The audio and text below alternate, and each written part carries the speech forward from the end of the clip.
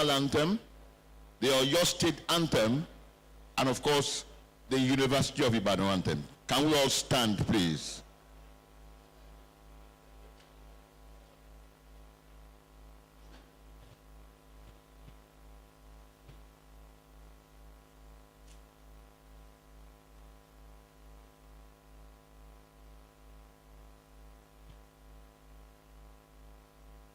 Just loading. We will sing it because the man on the technical says it's just loading. Nigeria, we held thee, our own dear native land, through tribe and tongue made differ, in brotherhood we stand. Nigeria's all I'm proud to serve, our sovereign motherland. Our flag shall be our symbol, that truth and justice reign, in peace or battle honored, and this we count as gain. To hang on to our children, a banner without stain. O God of all creation, grant these our one request. Help us to build our nation where no man is oppressed, and so with peace and plenty, Nigeria may we. Before we have the Oyo State anthem, can we all recite the national pledge together? I pledge to Nigeria, my country, to be faithful, loyal, and honest, to serve Nigeria with all my strength, to defend her unity and uphold her honor and glory. So help me God. Now the Oyo State anthem.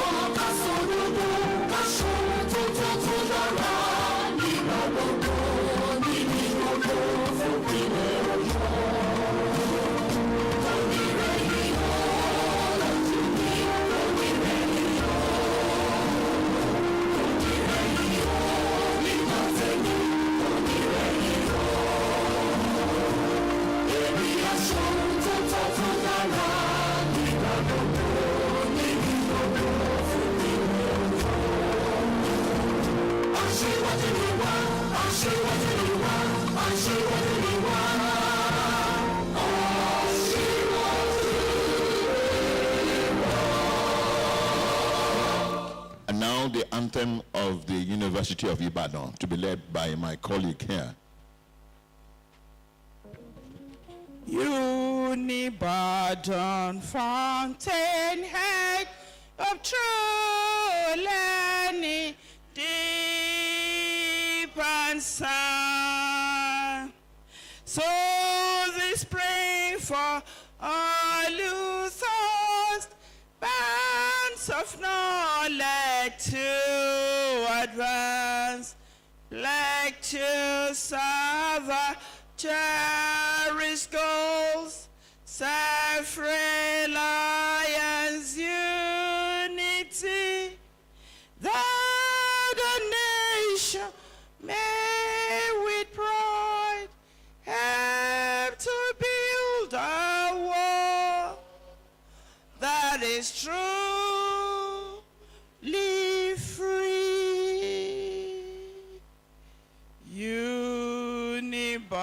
God, first and best, rest true minds for a noble cause.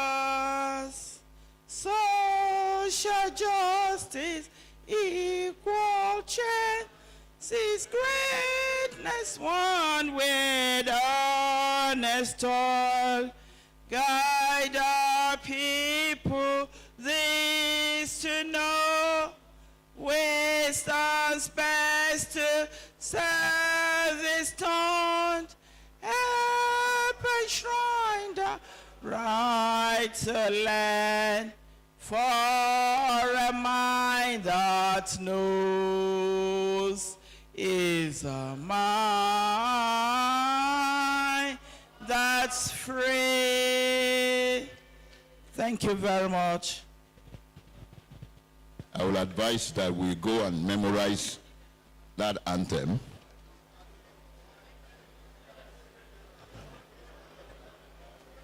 Even if you attended any other university that's not UI, go and memorize that anthem. Because that is the anthem of the first university in Nigeria. Pardon me, the first and only university in Nigeria. All the others are satellite campuses of UI. Can I have your attention, please, ladies and gentlemen? Can I have your attention, please? It's very important that we take off on the right note by ensuring that you can all hear me. Please. I'm aware that some people have not seen each other for months, for years. Kindly leave all the tete-a-tete and greetings till after this event. Mr. President, Federal Republic of Nigeria here represented, distinguished leader of the 10th Senate, Federal Republic of Nigeria, Your Excellencies, the governors of Oyo, Imo, Ogun, and Lagos states who are already on their way, distinguished senators and members of the House of Representatives, Your Excellency, the Father of the Day, who is also on the way, I'm told, Her Excellency, the President of Senator Abiola Ajimobi Foundation, Right Honorable Speaker, your State House of Assembly, I'm told is also on the way, KBSCs, the Imperial Majesty, Olubadan of Ibadan, and Seun of Ogbomoso, gentlemen of the press, distinguished guests, ladies and gentlemen,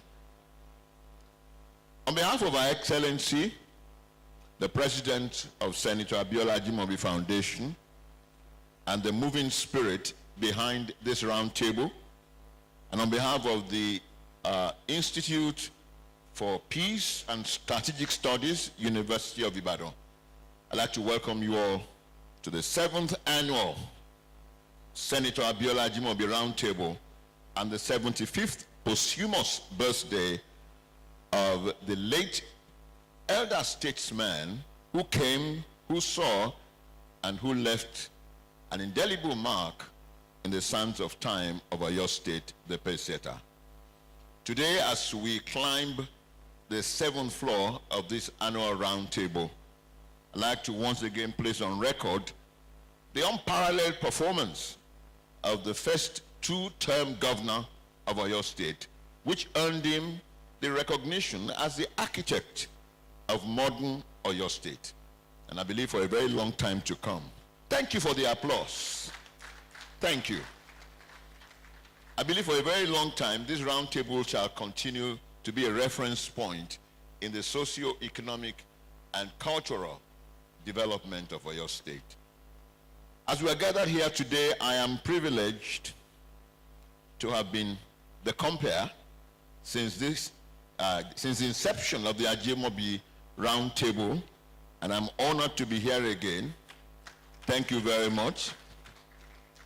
Even though I'd already retired as Master of Ceremony, but when it comes to my boss, my late Oga, even when I am 100 years old, If I'm called upon, I will still be master of ceremony. My name is Nyonju Adegbite. And I have my colleague here, my colleague who was in the reportorial team of the old television service of Oyo State, which is now known as BCOS TV, before she converted to the academia.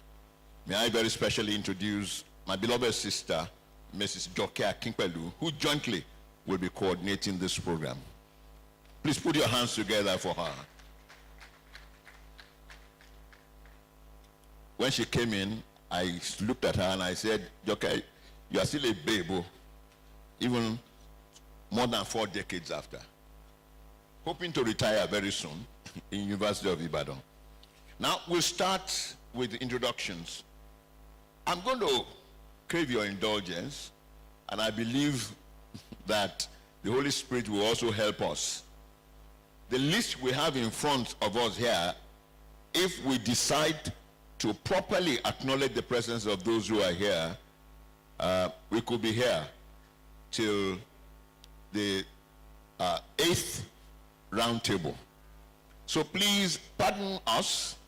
As we start now, I would just like to acknowledge the presence of some of the guests who are here already, and all the others. We will acknowledge their presence as we move from one item of the program to the other. So please just bear with us. I'd like to start with the President, Federal Republic of Nigeria, and Commander-in-Chief of the Armed Forces, who is here being represented by the Director General, National Institute for Peace and Conflict Resolution. I acknowledge the presence of Dr. Joseph Ochogu. Please put your hands together for him. I'm sure the President cannot hear that applause in Abuja. Please make it louder than that. Thank you very much. I'd also like to acknowledge, I know that the leader of the Senate, of the 10th Senate, is already on his way here. They're coming with a very powerful team from Abuja, traveling together. As soon as they settle down, we will acknowledge their distinguished presence.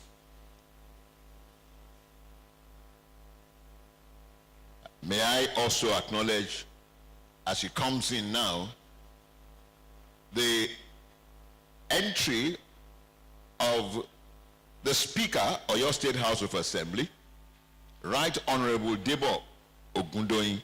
You are most welcome. Please put your hands together for him as he comes to take his seat.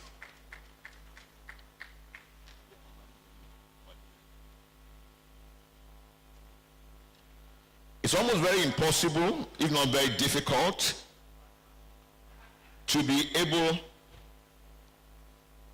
to follow due process or due protocol here, because some are just coming in, some we have the list here, and those who are coming in sometimes are higher than the one who are already seated. But permit me at this point, distinguished guests, ladies and gentlemen, to start from the other side, from the far side there. I'd like to start with our Kabiyesi. We have here representing the Olubadan of Ibadan land, His Imperial Majesty Oba Akinloye Owolabi Olakuleyin, represented by Senator Sarafaddin Ali. Kabiyesi is here wearing 2 caps. I think his own cap is the one that is on top. Kabiyesi's cap might be brought later. You are most welcome, sir. And next to him is our Kabiyesi from Ogbomoso, His Imperial Majesty Oba Gandhi Afolabi Olaoye. Kabiyesi.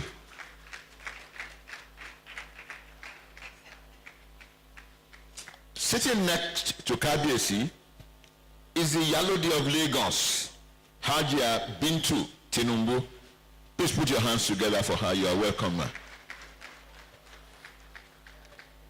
And next to Hajia is our own brother, a former Senate leader, and who also is hoping that in the very nearest future, we will be able to attach His Excellency to his name. I acknowledge the presence of my distinguished senator, Folani. Please put your hands together for him.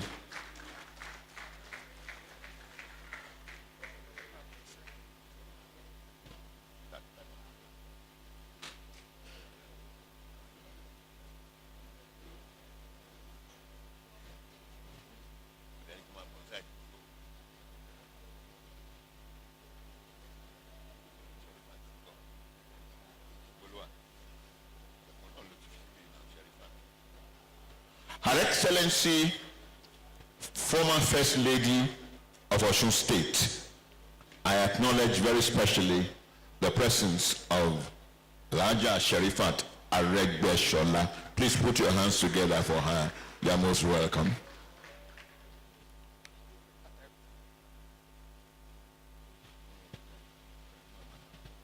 And representing Professor Tahiru Jega, former INEC chairman, we have Professor A.B. Omojola, Dean, Faculty of Agriculture, University of Ibadan, and member of the Presidential Investiture Team.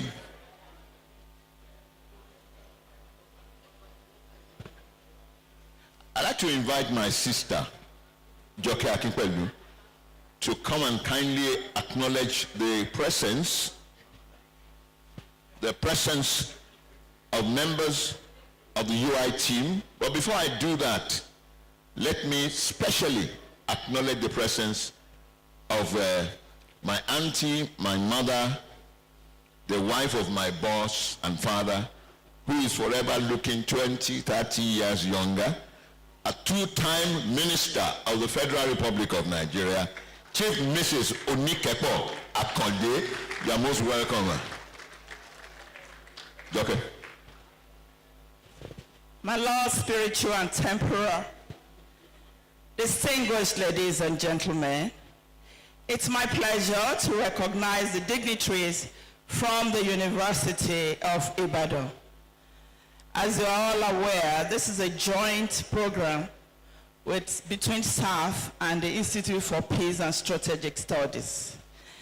The Vice Chancellor is unavoidably absent, but is being ably represented by the Dean, Faculty of Arts, Professor S.O. Oyetade. I'd like to recognize the presence of the Dean of the Faculty of Multidisciplinary Studies, Professor Chukwuma Obute.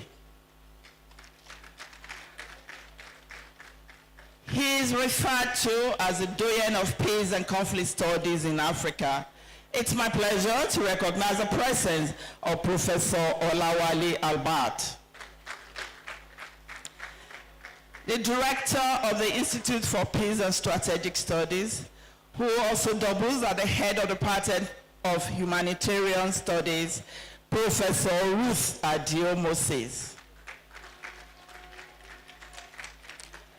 We also have from the IPSS, Professor Tajuddin Akonji. On the university side, we have the immediate past Vice Chancellor of Chrisland University, who is one of our gifts to the nation, Professor Chinedum Peace Babalola. And this is being done on behalf of the university. I know it must be recognized separately, but I'd just like to recognize him with the university's team. One of our excellencies, we call them our excellencies because they are ambassadors of the University of Ibadan. The immediate past Managing Director of First Bank, Dr. Adeshola Adeduton. Thank you, sir. And I also like to recognize the presence of Senator Yunus Akintunde. He's also an excellency, a UI at 75 ambassador. Thank you, sir.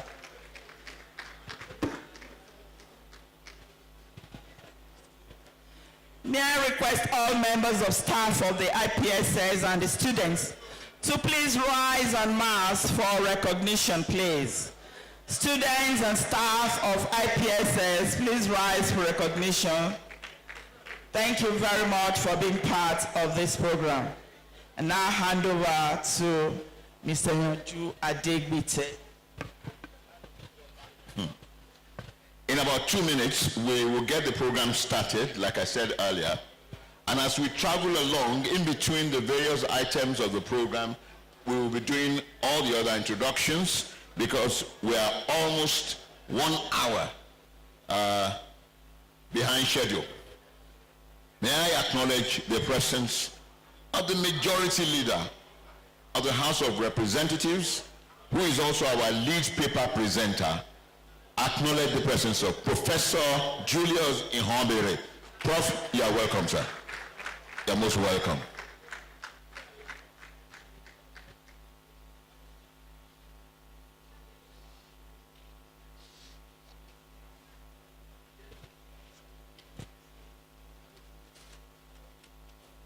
Just coming in, His Imperial Majesty, Oba Abdul Rashid Adewale Akanbi, the Oluwo of Iwo, the powerful Oluwo of Iwo. Kabiyesi, please put your hands together for Kabiyesi.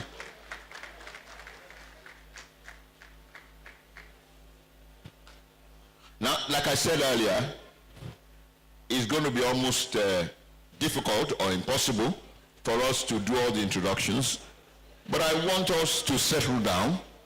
As we prepare to settle down, I acknowledge the presence of my brother, the chairman of the Federal Inland Revenue Service, Dr. Zach Adelabu. You're most welcome. Your Excellencies, distinguished guests, ladies and gentlemen, may I specially request that we settle down as we start the program. May I specially request that we all settle down. Mr. President, distinguished members of the National Assembly, the Speaker of your State House of Assembly, distinguished guests, ladies and gentlemen, the program kicks off now as I invite very specially the President of the Senator Abiola Ajimobi Foundation, Dr.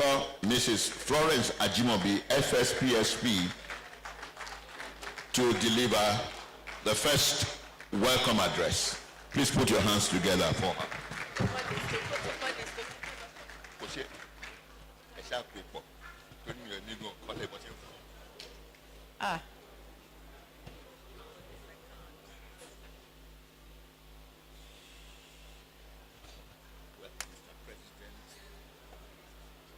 The President and Commander-in-Chief of the Federal Republic of Nigeria,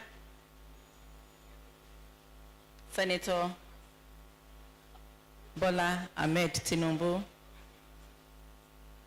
who is ably represented here today by the Director of Conflicts Resolution, Dr. Joseph Ochonogo. Our Royal Fathers,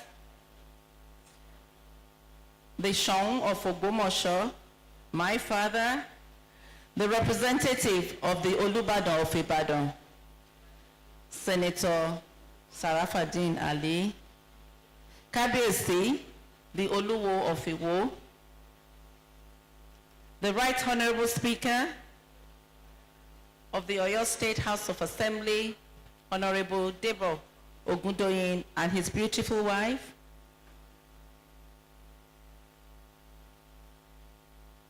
my mother, Mrs.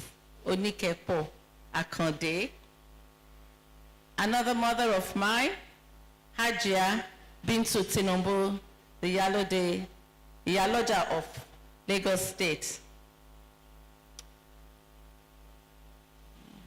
I think Distinguished ladies and gentlemen, please permit me before I commit blunders on this stage that I might not be pardoned for. Allow me to adopt and stand and rest, if possible sleep, on already existing and established protocols. I hereby welcome everyone to this annual roundtable. I feel highly honored and greatly privileged to welcome you all to the 7th edition of the Senator Abiola Ajimobi Annual Roundtable. I'm also grateful to the Almighty God that we are all here to witness this event, not only in honor of my late and ever-loving soulmate, Biola, but also in further realizing his wishes and desire to advance the cause of good governance at all levels in our country, Nigeria. As you will find in the theme of today's event, legislative oversight and accountability, challenges and prospects.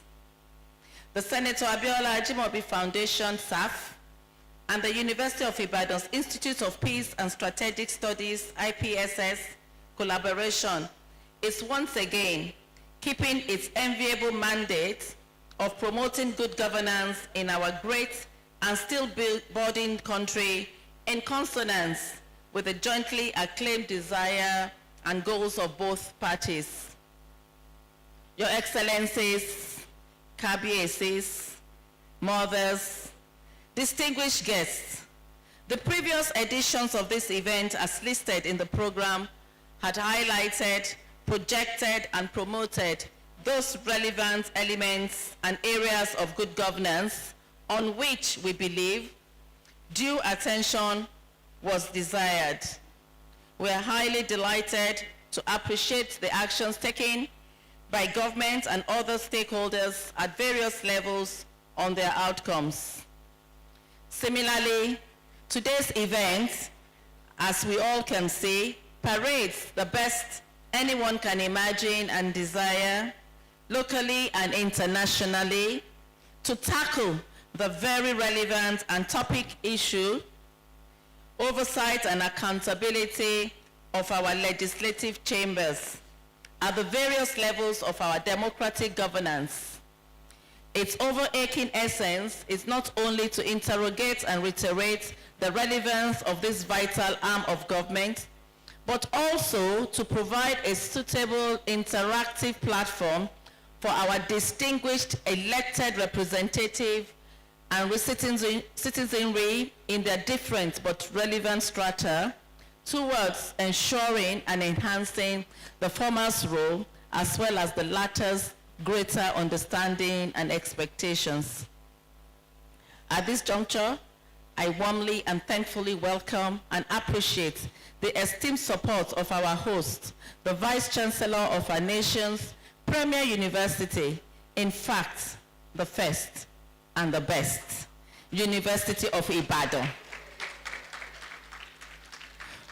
Professor Kayode Adebowale, the presence and contribution of our eminent and dynamic chairman, the Governor of Imo State, His Excellency Senator Hope Uzodinma, who will join us very soon, our respected and reverend leaders, the keynote speaker and Senate leader, Senator Opeyemi Bamidele, the lead paper presenter, our own erudite, exposed, experienced, and reputable majority leader of our country's House of Representatives, Professor Julius Kayode Ihovere. Our very capable, highly respected, and reputable discussants, Professor Member George Genyi, all the way from Benue State, Dr. Uju Agomo, and Mr. Martins Oloja, the various knowledgeable and inspiring faculties, and the distinguished lovers of Greater Nigeria. Let me gladly add that we do not take your presence and various roles for granted. We look forward to a highly resourceful and impactful session, beneficial to our great country and sufficiently suitable to quench the thirst of this country's stakeholders and the entire citizenry, as well as our nation's local international well-wishers.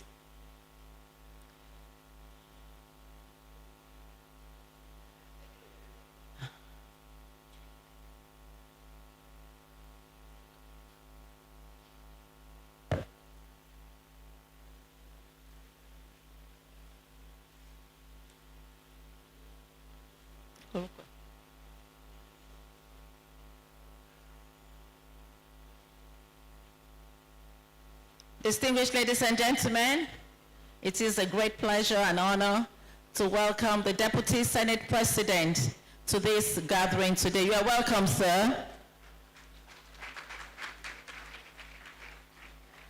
Let me gladly add that we do not take your presence and various roles for granted.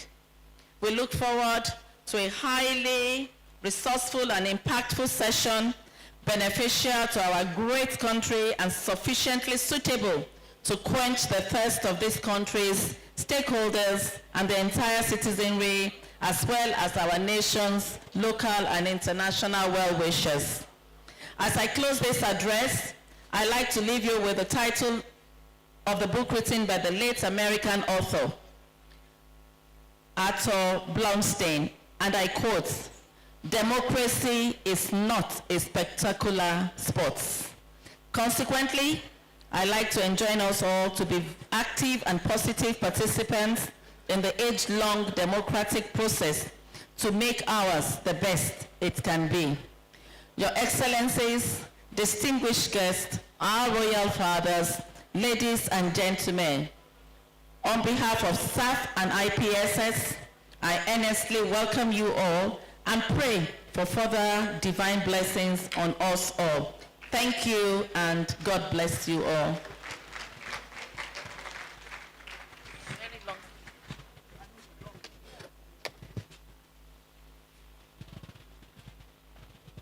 Please, may I request that we appreciate the president of SAF more.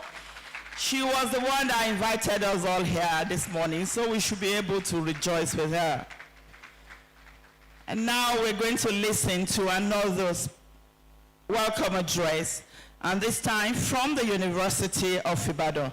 It's my pleasure to invite the representative of the Vice Chancellor, the Dean Faculty of Art, Professor S.O. Oyetade, to give the next address.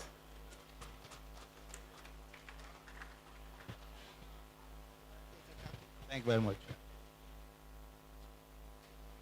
Standing on the already established protocol,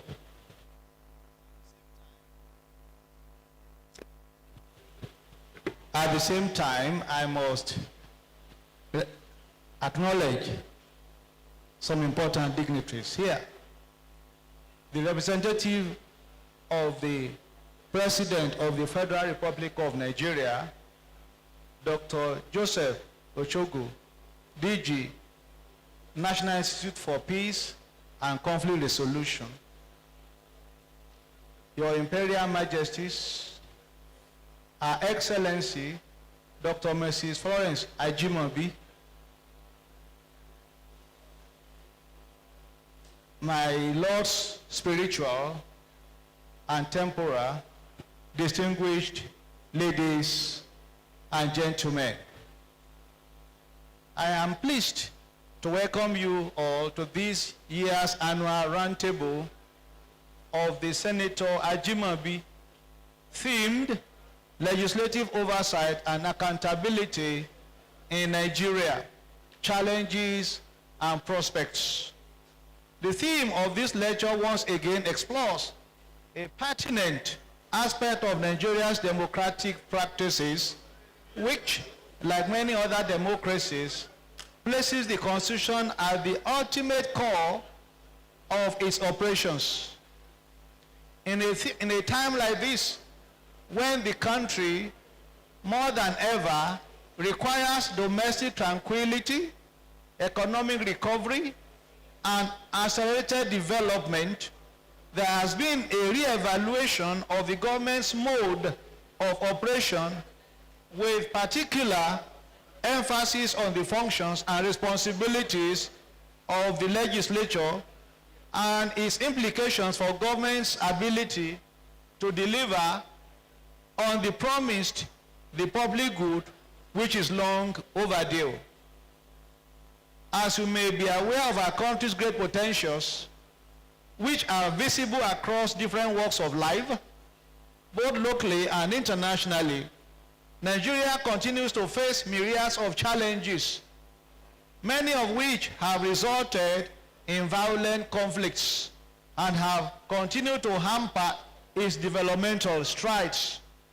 While noting the tripartite characteristics of our government, with each of its branches having the power to check or limit the other two to create a balance between the three separate powers of the legislature, the executive, and the judiciary, a typical democracy gives the legislature the greatest number of checks on the other branches.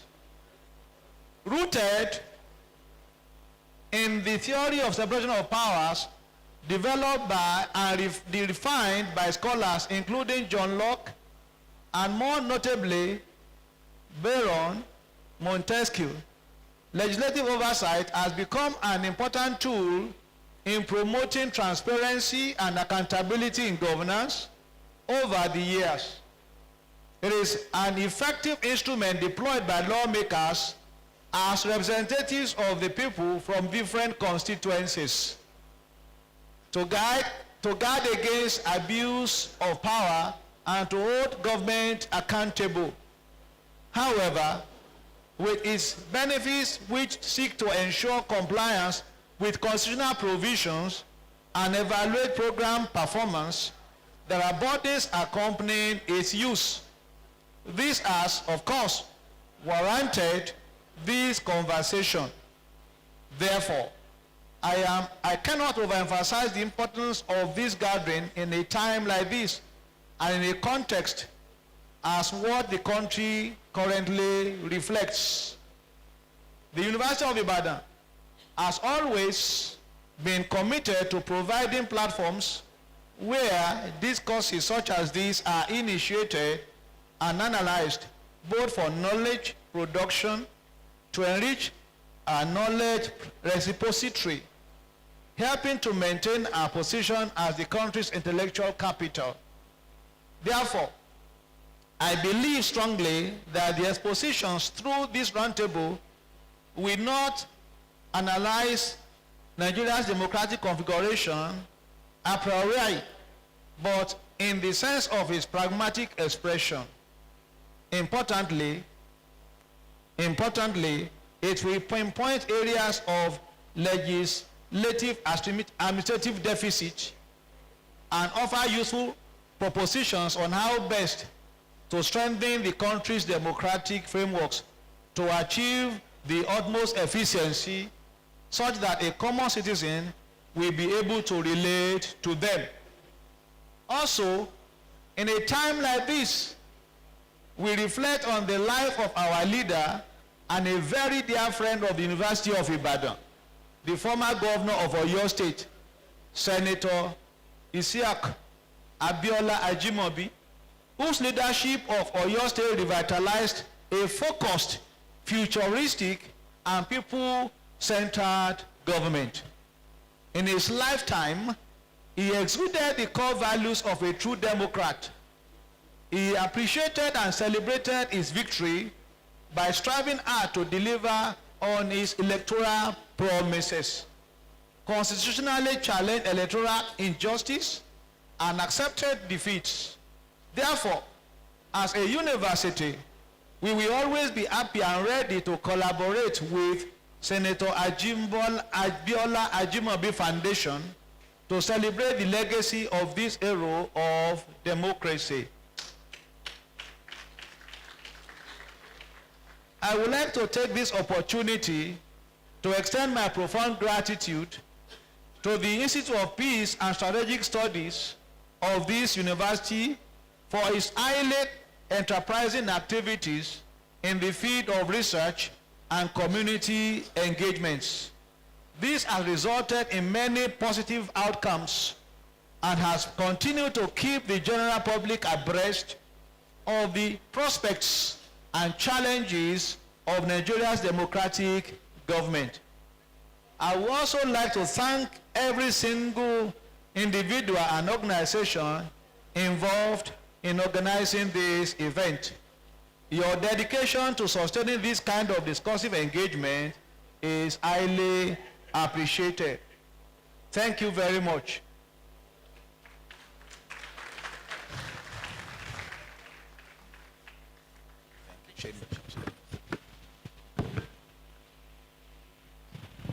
I guess that clapping is for Professor Yutade. Please, can we have the clapping for the Vice Chancellor now? Thank you very much. Distinguished ladies and gentlemen, we now invite the Director, IPSS, Professor Ruth Adiomo, to give the next welcome address. Please, let's put our hands together to encourage her stepping forward.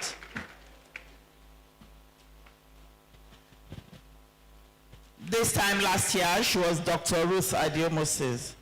So we should celebrate her because she's now Professor Ruth Adiomo. Thank you very much.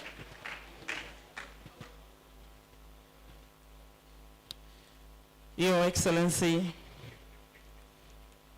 the President of the Federal Republic of Nigeria, Asiwaju Bola Ahmed Tinubu, GCFR, ably represented by the Director of the Institute for Peace and Conflict Studies, Abuja, Professor J. Ochogo. The Senate Leader, Distinguished Senator Operemi Bamidele, distinguished and honorable members of the National Assembly, our traditional leaders, please, just like the former First Lady, allow me to stand on all existing and established protocol, just to save time. Esteemed guests and gentlemen, it is with great pleasure and a profound sense of purpose that I stand to welcome you all to the 7th SAF IPSS Roundtable and 75th posthumous birthday of the late Senator Abiola Ajimobi. An illustrious son of Ibadan land, the architect of modern Oyo State, and a national patriot par excellence. Today, we are gathered a memorial to honor an extraordinary statesman and to engage in a vital national discourse on the theme legislative oversight and accountability in Nigeria, challenges and prospects. First and foremost, I wish to extend my heartfelt gratitude to all the dignitaries, speakers, panelists, management and staff of the university communities, members of staff and students of IPSS and other invited guests who have joined us here today. Your presence underscores the unwavering commitment to the advancement of peace, good governance, and strategic development in our developing nation.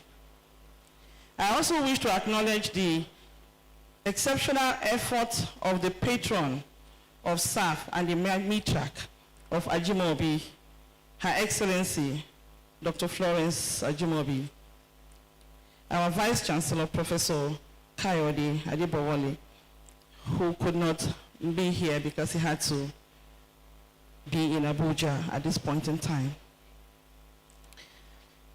Our peace icon, Professor Albert, Professor Akonji, and all members of the organizing committees, and everyone who contributed to making today eventful and a reality.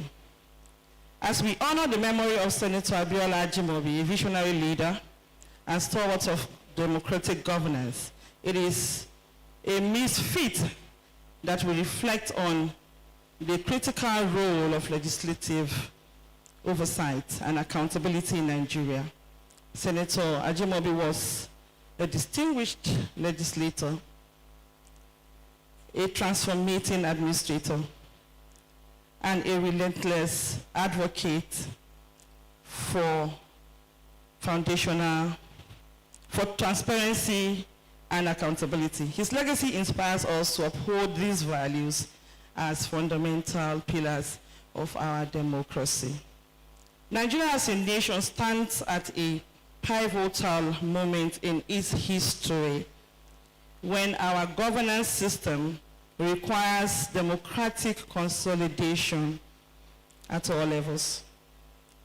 In this all-important quest, the role of legislative oversight in ensuring fairness, transparency, equity, probity, and proper utilization of public resources cannot be overemphasized.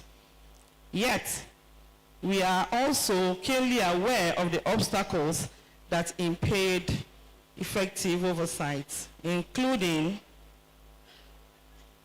institutional weakness, political interference, corruption, and limited citizen engagement. These challenges necessitated our collective resolve to seek innovative and pragmatic solutions. This roundtable provides an invaluable platform for scholars, policymakers, and practitioners to engage in meaningful dialogue. Through this discussion this year, we aim to deepen our understanding of the complexities surrounding legislative oversight and to craft actionable strategies that will strengthen democratic governance in Nigeria. As we engage in this deliberation, let us draw inspirations from the enduring legacy of Senator Ajimobi, a legacy of resilience, innovation, and an unyielding commitment to the common good. Together, let us reaffirm our dedication to building a Nigeria where accountability and oversight are not just aspirations, but lived reality. Last year, I concluded my welcome address by celebrating Her Excellency, Dr. Mrs. Florence Ajimobi, the indefatigable former First Lady of Oyo State, for keeping the candle of his vision burning.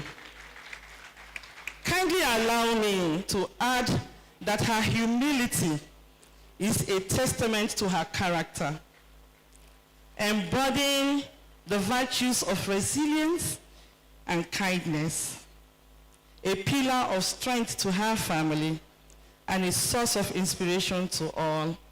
I have been inspired by your humility.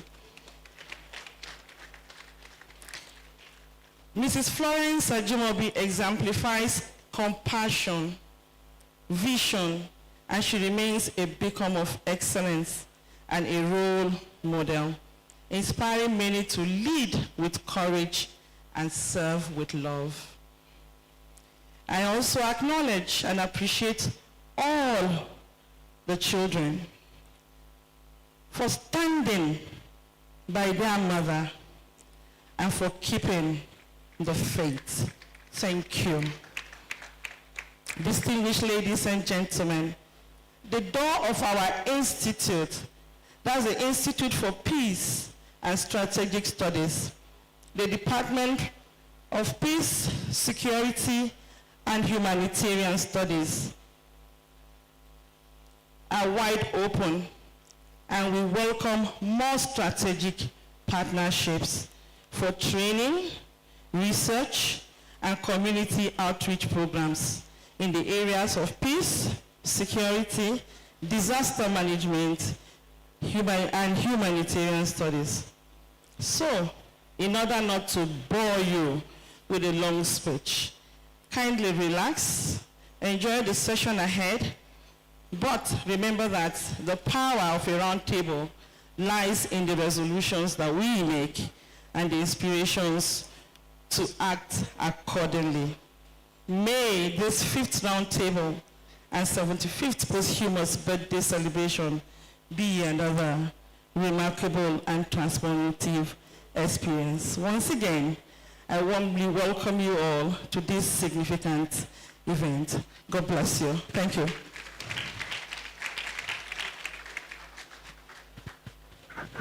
Thank you very much. I remember the last time she was Dr. Ruth Adio Moses. Now she's Professor Ruth Adio Moses. In due season, she'll be Vice Chancellor, University of Ibadan. Just before we move on to the next item on the program, permit me to do a few introductions, 4 or 5 people, and then we'll proceed. We have here in our midst the Deputy President of the Senate. We're so privileged to have Senator Dr. Abiola Ajimobi, CFR, in our midst. You are most welcome, sir. Most welcome, sir.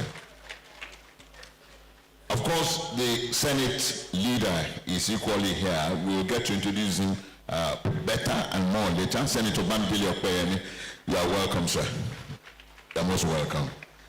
I'm told that Senator Joe Omowakpo is also here. Where are you, sir? My distinguished senator, you are most welcome. And on the entourage of the Right Honorable Professor Julius Ihonbere, House Leader and our guest lecturer, we have members of the House of Reps, Honorable Bashiru Daudu, Honorable Basi Akiba, and Honorable Eseosa Iyawe. Where are you all, sir? Ama, you are most welcome, sirs. Our own are here. I'm talking about the senator representing Oyo Central Senatorial District, my distinguished Senator Yunus Akitunde. You are most welcome, sir. Of course, distinguished senator representing Oyo North Senatorial District, always smiling, I've never seen him frown, Senator Fatai Buhari. I said you're always smiling, he's laughing now. You are welcome, sir. And then the senator representing Oyo South Senatorial District is also today representing the Olubadan of Ibadan. I introduced him earlier on, my distinguished senator, who I introduced earlier, representing the Olubadan of Ibadan. You're most welcome, sir. The Vice President is also here by proxy. He's being represented by the Special Advisor to the President on Economic Affairs, Office of the Vice President, Dr. Tope Fasua. Dr. Tope Fasua. Where are you, sir? You're welcome, sir. Oh, okay. You're most welcome. Last year, His Excellency the Governor of Ogun State was here. This year, he's also here, is powerfully represented by the Deputy Governor of Ogun State, Her Excellency Engineer Noimot Salako Oyedele. You are welcome. You are most welcome. I don't know whether I should stop here or still continue. Okay.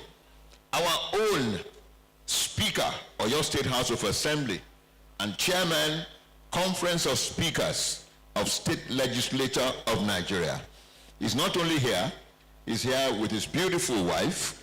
I'd like to acknowledge the presence of Right Honorable Debo Ogundoyin and Mrs. Olamidun Ogundoyin. You are most welcome.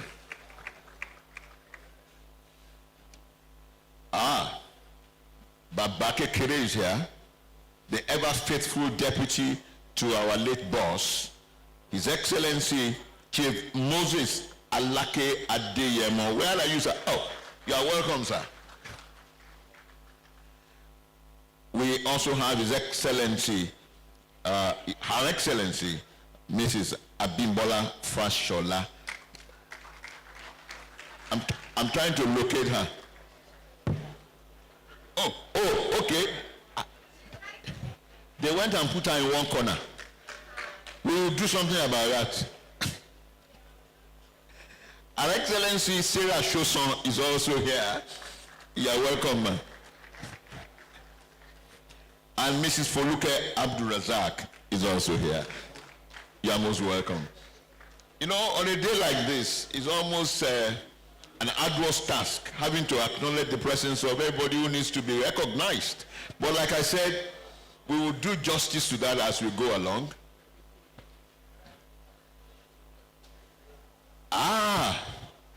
Can you believe it? Dr. Ibukwa Wushika is here. I can't believe it. How are you, man? You're most welcome, man. Silently, she came in and silently she sat down. I wish you could give you an opportunity to say a few words. Your Excellencies, distinguished guests, ladies and gentlemen, I think I've done justice to most of the people here. Retired Head of Service, Federal Republic of Nigeria, Professor Afolabi is also here. Where are you, sir? Professor Afolabi, you are most welcome, sir. I think that's about all I can do for now.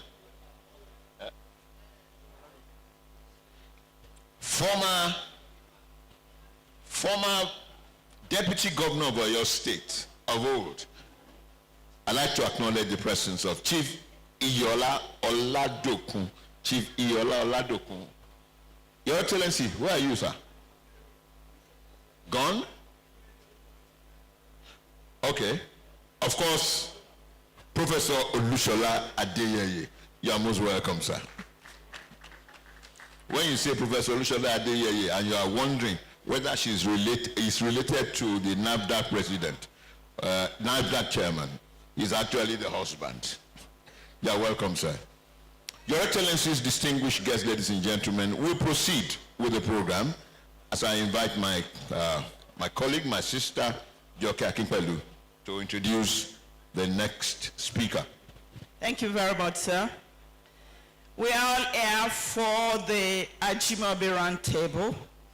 So we'll expect that we'll have a discourse. What is this year's discourse all about? It's my pleasure to invite the doyen of Peace and Conflict Studies in Africa, who is also going to moderate the discourse, Professor Isaac Olawale Albert, to the discourse.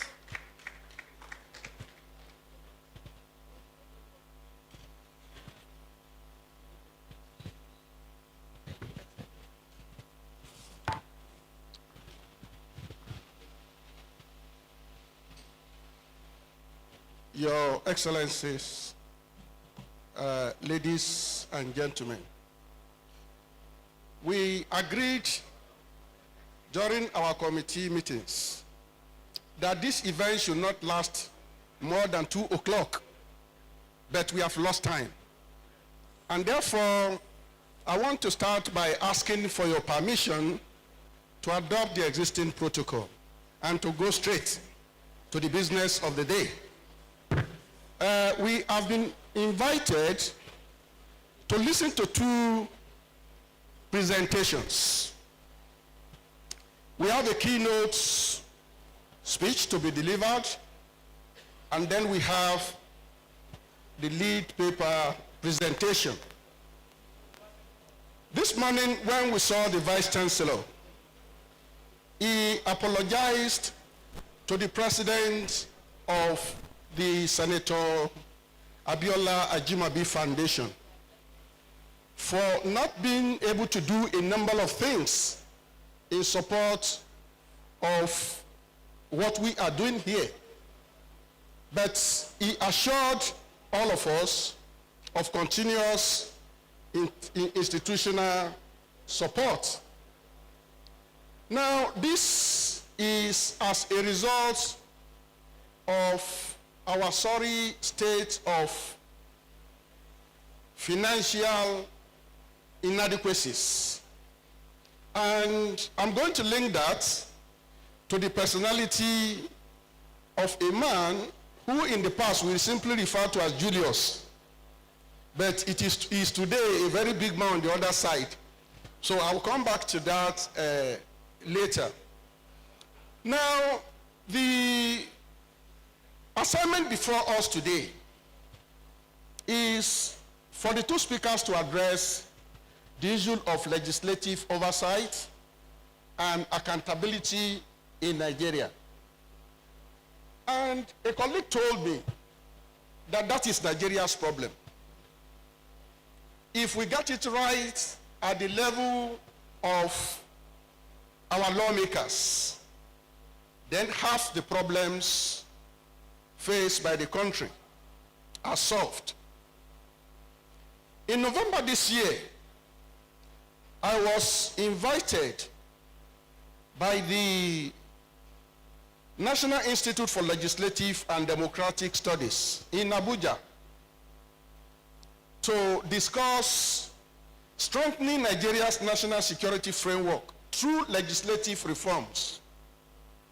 And that meeting was attended by very senior security chiefs in this country, members of different committees of the National Assembly.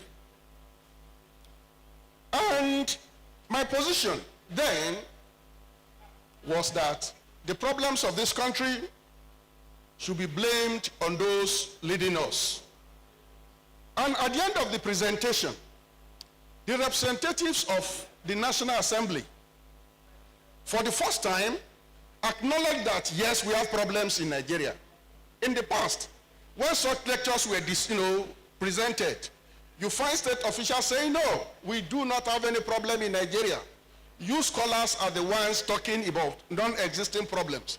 But when I went to this meeting for the first time, we acknowledged the problem. We acknowledged the fact that we have problems in this country.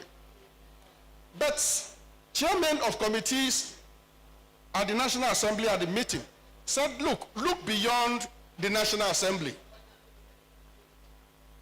Our own role is to make laws.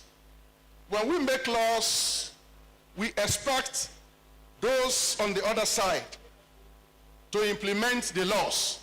So if there is anything called governance deficit, we should blame it on those in the executive arms of government. And then a question was asked, which we need to answer here today. One of us stood up and said, yes, you make good laws. All the protocols you've presented to us, correct. But we have a big gap with the oversight functions of the National Assembly. It is not just enough to make the laws, but there's the need for National Assembly members to go out there to ensure that the laws that we have made are properly implemented. And I think what we have invited our two speakers to do today is to tell us why are our laws not working. This session might not be too much interested in how we are making the laws, but we are more interested in application of the laws and why the laws are not working. Now, early this year, our parliamentarians were given some jeeps, and there was uproar all over the country. The jeep is too expensive, and I think they were said to be about 165 million. Now, the question that I will ask our two speakers today is, are we saying that legislative oversight is that expensive? Is it as expensive as having a jeep of 165 million? You see, 165 million is small money to all of you, but to those of us in the academia, it is big money. Now, the question that I'm trying to ask,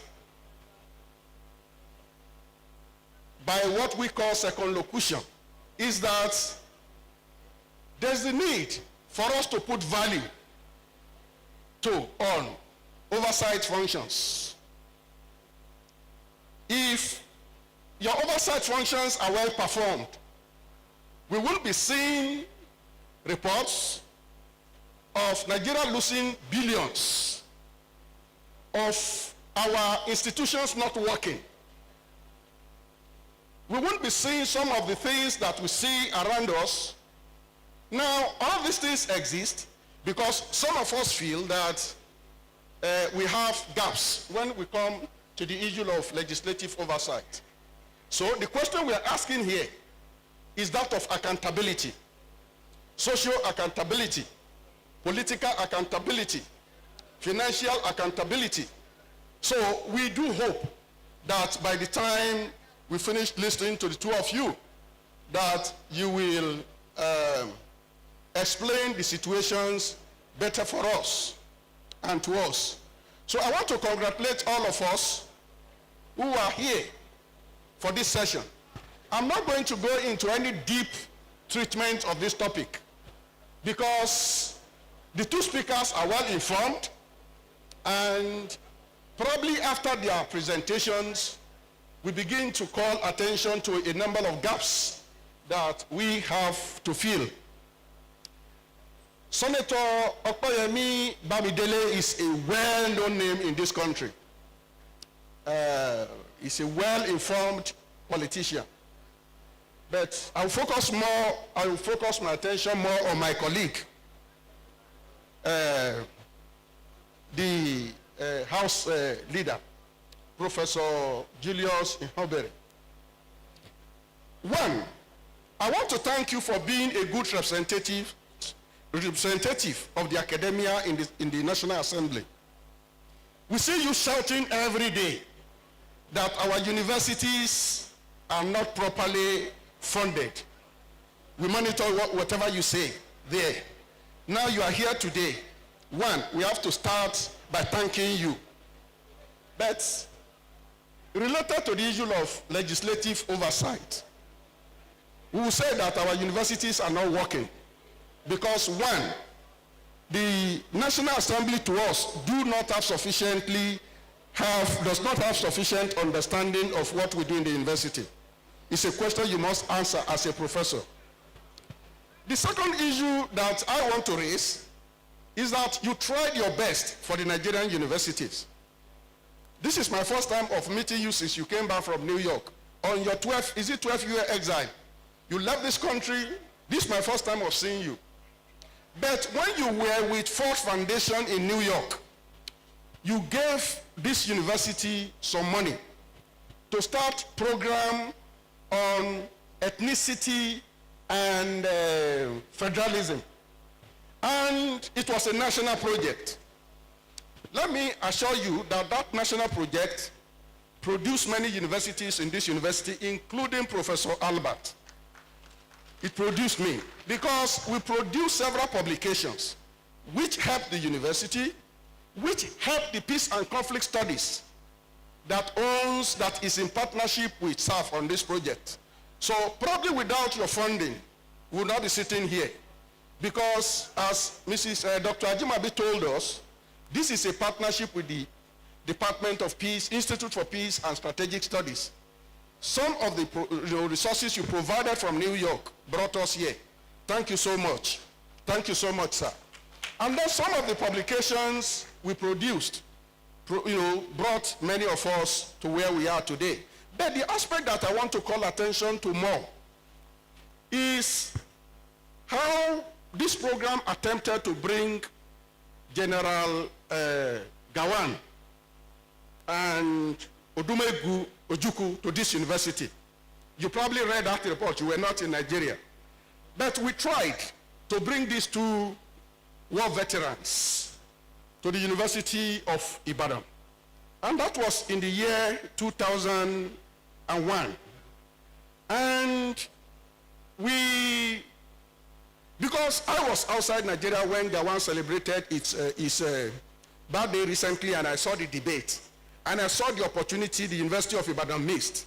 And I pray that as we meet every year like this, we do not also miss that type of opportunity. We try to bring Gawan and Ojukwu here. And it was taught by the Vice Chancellor. So this morning, I sent a message to Professor Eosa Osagai, who is the current DG of the Nigerian Institute of International Affairs. The two of us were on that project. And he said this. He said the plan was for UI to have the historical distinction of facilitating and hosting the first face-to-face meeting between Gawan and Ojukwu since the Civil War. But the acting VC, I won't mention his name, was afraid their meeting could spark another civil war. And he gave approval for us to invite only one of them. We chose Gawan and invited General Philip Effiong to stand in for Ojukwu. UI therefore lost the historical opportunity, but thank God the conference turned out to be historic thanks to the revelations by Gawan, Effiong, MCK Ajuluchukwu, Chief Richard Akinjide, who told us how Gawan's fortuitous phone call to Chief Awolowo truncated the declaration of the Independent Republic of Oduduwa. The publication from the conference, including Gawan's keynote lecture, remains the most authoritative on the subject today. Ladies and gentlemen, we are here to listen to two big icons. Let's not take it for granted, because when we meet like this, some of us assume we are just meeting ordinarily, but it is not easy to bring everybody together like this. Senator Jubrin sir, Nagesheka, because I saw the firework, and I think it's part of this issue we are discussing here. Legislative oversight, accountability. How informed are our own people about what the National Assembly should be doing and how the National Assembly should be doing the work? So this is a dialogue. It is a roundtable, it's a dialogue. So our key two speakers will make their statements, but the rest of us, I don't want to say we should challenge them. We should ask them questions. Ladies and gentlemen, we have served the table. The table is served. These people have brought us together here. I tell my colleagues, it's not easy to bring this best of the society together. Let us enjoy it as much as possible.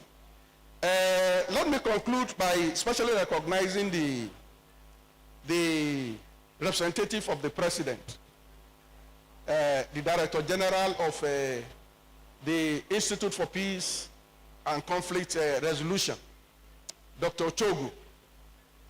I'm recognizing you especially because you're a fellow of the Society for Peace Studies and Practice. Senator Ajimobi, a fellow of the Society for Peace Studies and Practice. Some of the structures that brought us here, they were created by Julius. And that is why I'm saying that our meeting today should not be taken for granted. I thank all of you for coming, and then after the presentations, we continue the discussion. Thank you.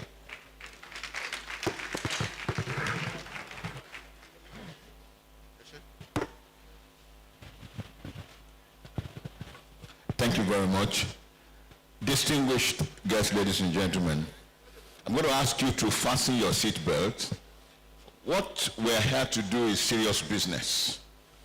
And I'm going to send out a special appeal to all of us.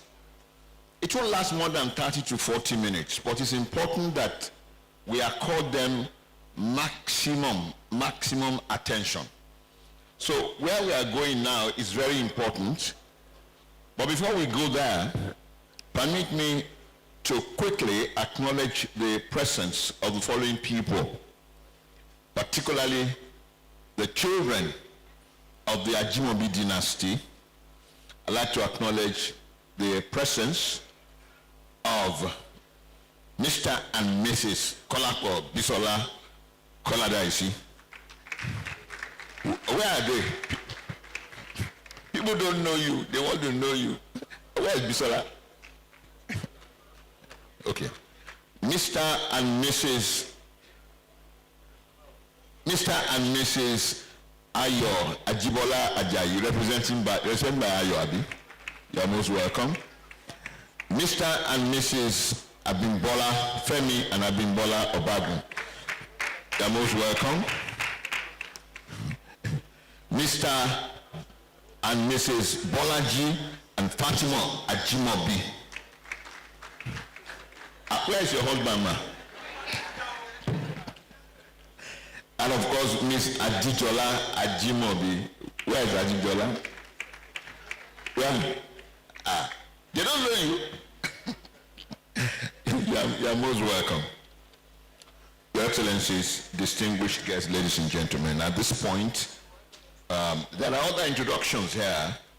I can see the name of Engineer Ralph Olaniyan, former Deputy Governor of Oyo State. Where are you, sir? You are welcome, sir.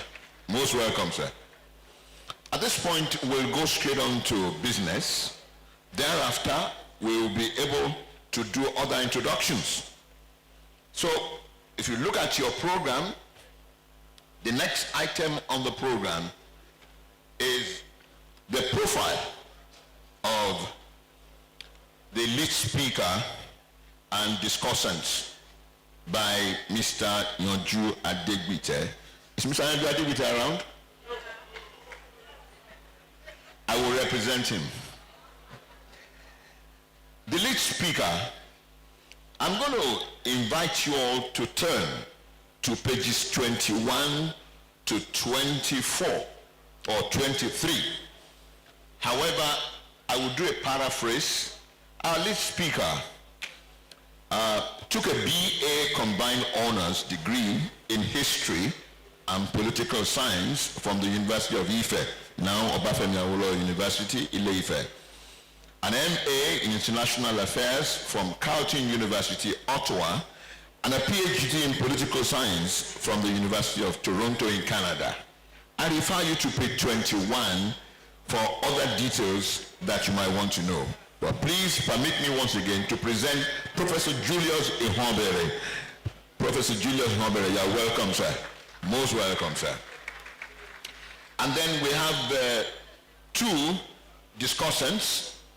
And like I said, three discussants, I believe. I refer you to pages 22 and 23. We have Professor Member George Jenyi. Professor Member George Jenyi teaches political science at Benue State University in Makurdi, Nigeria, where she obtained a PhD in discipline in 2008. Her research interests are in the areas of political economy, public policy analysis, and politics of development. Again, I refer you to page 22 because of brevity of time for more details that you can be able to read while you are sitting down. And then we also have a columnist, former editor in Abuja newspaper, senior editor of The Source, editor of The Guardian, outgoing MD, editor-in-chief of The Guardian, a fellow of the Nigerian Guild of Editors, a member of National Association of Black Journalists, US, served on the Guardian editorial board as chief editorial writer. Mr. Martins Oloja. Mr. Martins Oloja. Oh, you are welcome, sir. Most welcome. And then we have Dr. Uju Agomo, Executive Director, Prisoners Rehabilitation and Welfare Action, with a mission of promoting institutional reforms in formal and informal sector for access to justice, rehabilitation, and social development of prisoners, ex-prisoners, torture victims, and youth at risks. Dr. Uju Agomo, where are you, ma? Oh, you are most welcome. Shortly, we will bring them up here. But in the meantime, as we follow the program that we have, I would like at this point to invite for the keynote address our distinguished Senator Opeyemi Bamidele, the Senate leader, to deliver his keynote address. Please put your hands together for our distinguished Senator. Distinguished Senator is looking more like a medical doctor.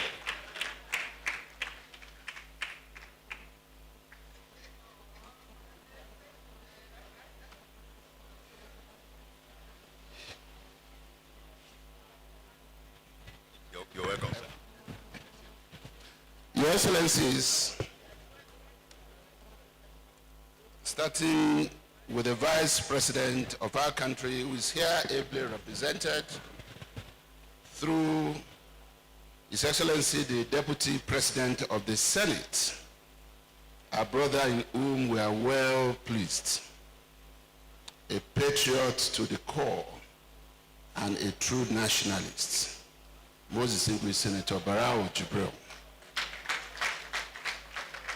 The leader of the House of Representatives, who also is the lead speaker for today, Your Excellencies,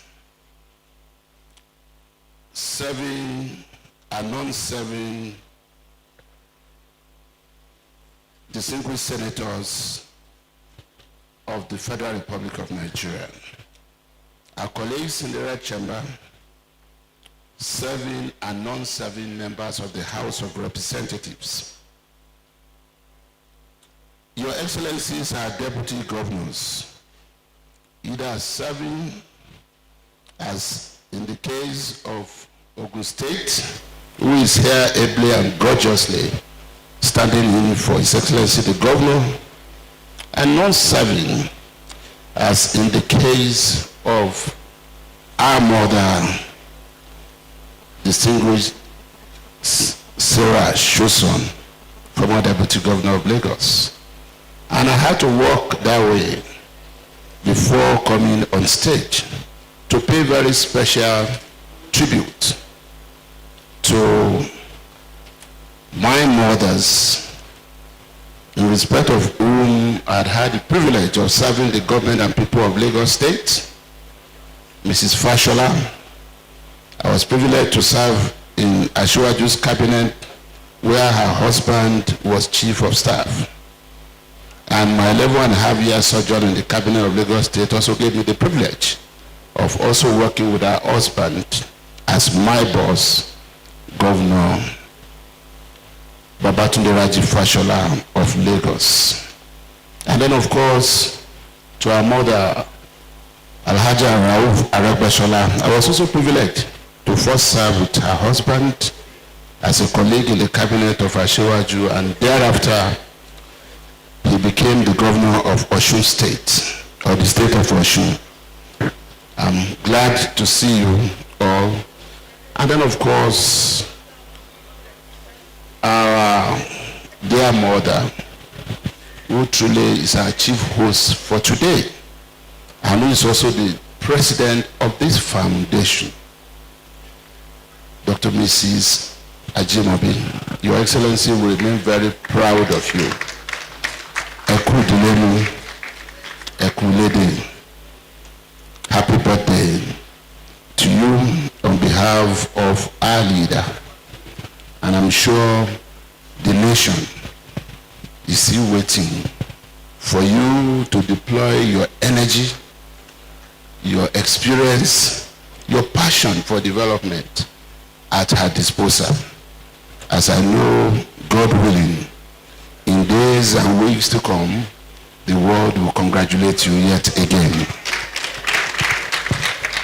Very distinguished ladies and gentlemen, of course led by our hosts, representative of the Vice Chancellor, just allowed me to please stand by the well-established protocols and just say that all other courtesies are most honorably, most humbly extended. The organizers of this program,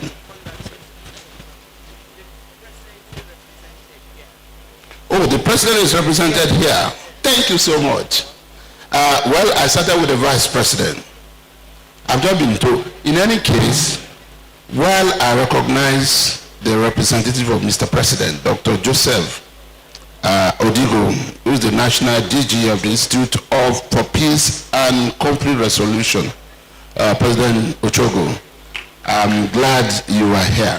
Let me also inform the audience that part of the reason you have found a large contingent of National Assembly members here today, including the leaders of both the Senate and the House of Reps, as well as the Deputy President of the Senate and our colleagues from both chambers, is because the President did something 4 days ago which showed or demonstrated his respect for friendship and relationship. There was a conflict, and it would have been a big conflict that would have made it impossible for us to be here. Not even our 3 colleagues, senators from Oyo, would have been able to come here if the President had not demonstrated respect for relationship. The leadership of the National Assembly was in a meeting with the President to finalize on his coming to present the year 2025 budget, appropriation bill, to the joint sitting of the National Assembly. And when they read out his timetable, he was meant to present it at 11 a.m. on Monday, 16th of December, 2024, which would have been today. And then tomorrow he has another program in Kano, and from Kano straight to Lagos. And I whispered to him, I said, well, sir, everything looks good here, except that the 75th birthday and annual lecture of your friend, ally, and brother, late Ajimobi, will hold on that day. And it then would mean that a number of us here, including the chairman of your FIRS and the leaders and our colleagues from Oyo, will not be able to welcome you into the National Assembly. And he said, stop there. You mean it's clashing with Senator Ajimobi's birthday and public lecture? I said, yes. And then our other colleagues there said, that's your own personal, program. That should not stop the National Assembly. And the President said, no, you stop there. This is Senator Ajimobi. Please, I am shifting my coming to the National Assembly till Tuesday. And immediately, the Chief of Protocol, Scope, reminded him that he will have another program in Kano, a commissioning. And he said, please, shift it to January. I'll get these people to be in Ibadan. Now, I had said all of those things to say this. Relationship should count. And at the end of the day, that might be the only thing we'll be left with. So I congratulate you once again, Ada, Mom, Your Excellency, Mrs. Ajimobi, and the children who have kept the flag flying. I have a simple role to do a keynote address on the topic, legislative oversight in Nigeria, challenges and prospects. Of course, in my own characteristic manner, I put my paper together. I reduce it to a publication, copies of which will be given to everybody by the grace of God. But in doing this, I did not even know that the lead speaker will be the House leader, Professor Julius Ihombere, a renowned political scientist. He taught political science. In theory, he was not satisfied. He decided to also join the politics of this country, where he first had to start as a learner, because it's one thing to have taught all the theory in the university, and then when you are in politics, practically, you find out that some of those theories might not even work, because some of the things that happen in politics defy all the political science, logic, and theory. And within a short time, coming from the background that he came from, he did not only master the game, he held several positions, including serving as the secretary to the state government in Edo State, And when he found himself in the National Assembly as a member of the House of Representatives, he became a major resource person to the parliament of this country. And today, by the grace of God, he's the leader of the House of Representatives. You couldn't have found a better lead speaker. So what I will do to save time will be to just do an executive summary of my own keynote presentation, knowing that everyone will get a copy at the end of my presentation. And then I will leave more time for Professor Julius Ihombere to do what he loves to do, because I cannot tell from what angle he's going to be taking this, or who can tell who is on the mind of Julius Ihombere. No one except he himself and God Almighty. So in my own executive summary, I just want to say that I consider it both an honor and a privilege for me to deliver this keynote address at this all-important annual roundtable in honor of our late leader, a two-term governor of Oyo State and distinguished senator of the Federal Republic of Nigeria, Senator Abiola Ajimobi. While the event predates the death of Senator Ajimobi, it remains a befitting legacy in honor of the evergreen memory of our dear brother and leader. It is therefore pertinent for me to commend the foresight and consistency of all those behind the initiative, particularly its sustainability till today.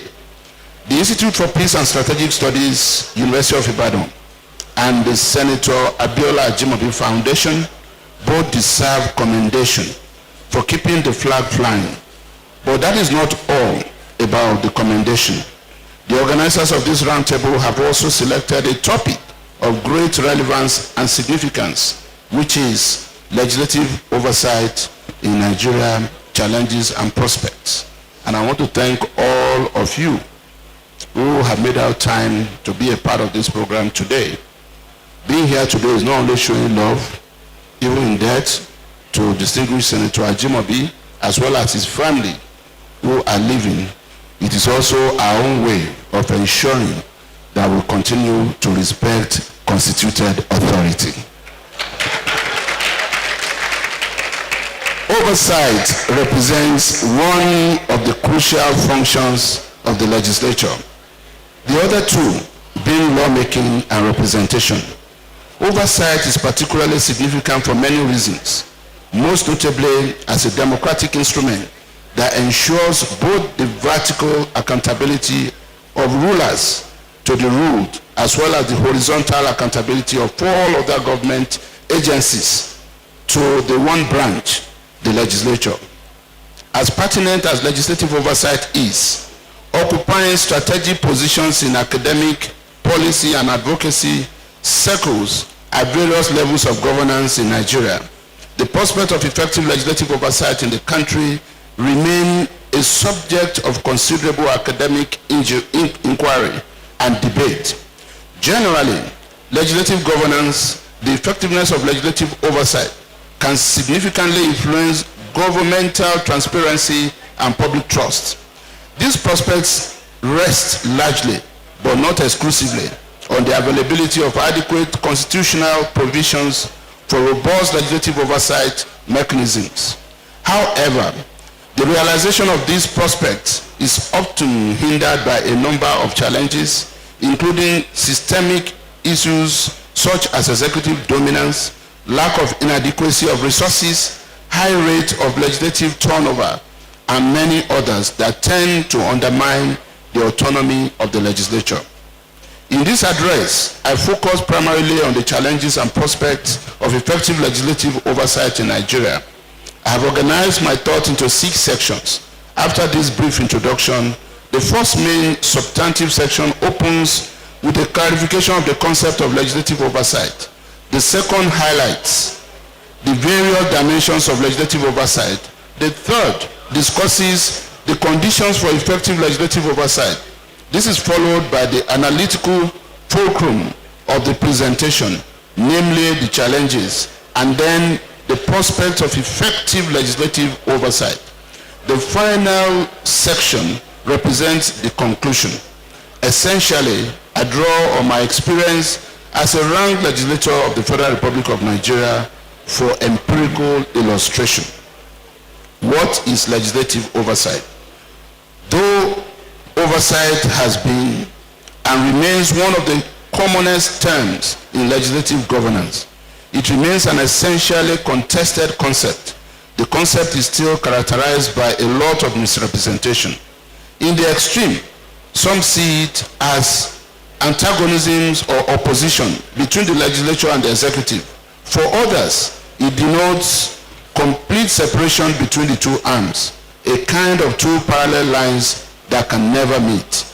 Conceptions like this largely explain why harmonious and stable stations between the legislature and the executive are often misconstrued as compromise on the part of the former. Nothing can be further from the reality. Stability or instability in legislative-executive relations cannot be the only defining yardstick of effective legislative oversight, though it may be a part of it. It is therefore apposite to begin by noting the fact that oversight is one of the three core legislative functions besides lawmaking and representation. The term was first used by Woodrow Wilson, who defined it as the duty of a representative body to look diligently into every affair of government and to talk much about what it sees. It is meant to be the eyes and the voice and to embody the will and wisdom of its constituents.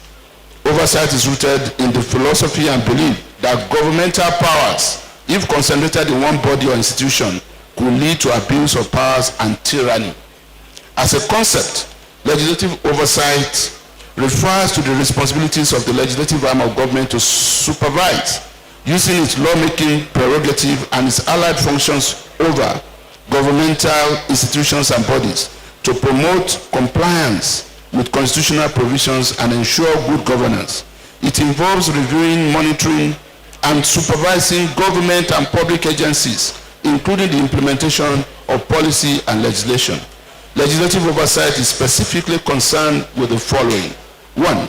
The responsibility of committees to review, scrutinize, and evaluate continually the work of the executive. 2. The application and effectiveness of laws and whether they are being carried out in accordance with the intent of the legislation. 3. The administration and execution of programs created by law and whether they should be continued, curtailed, or eliminated. 4.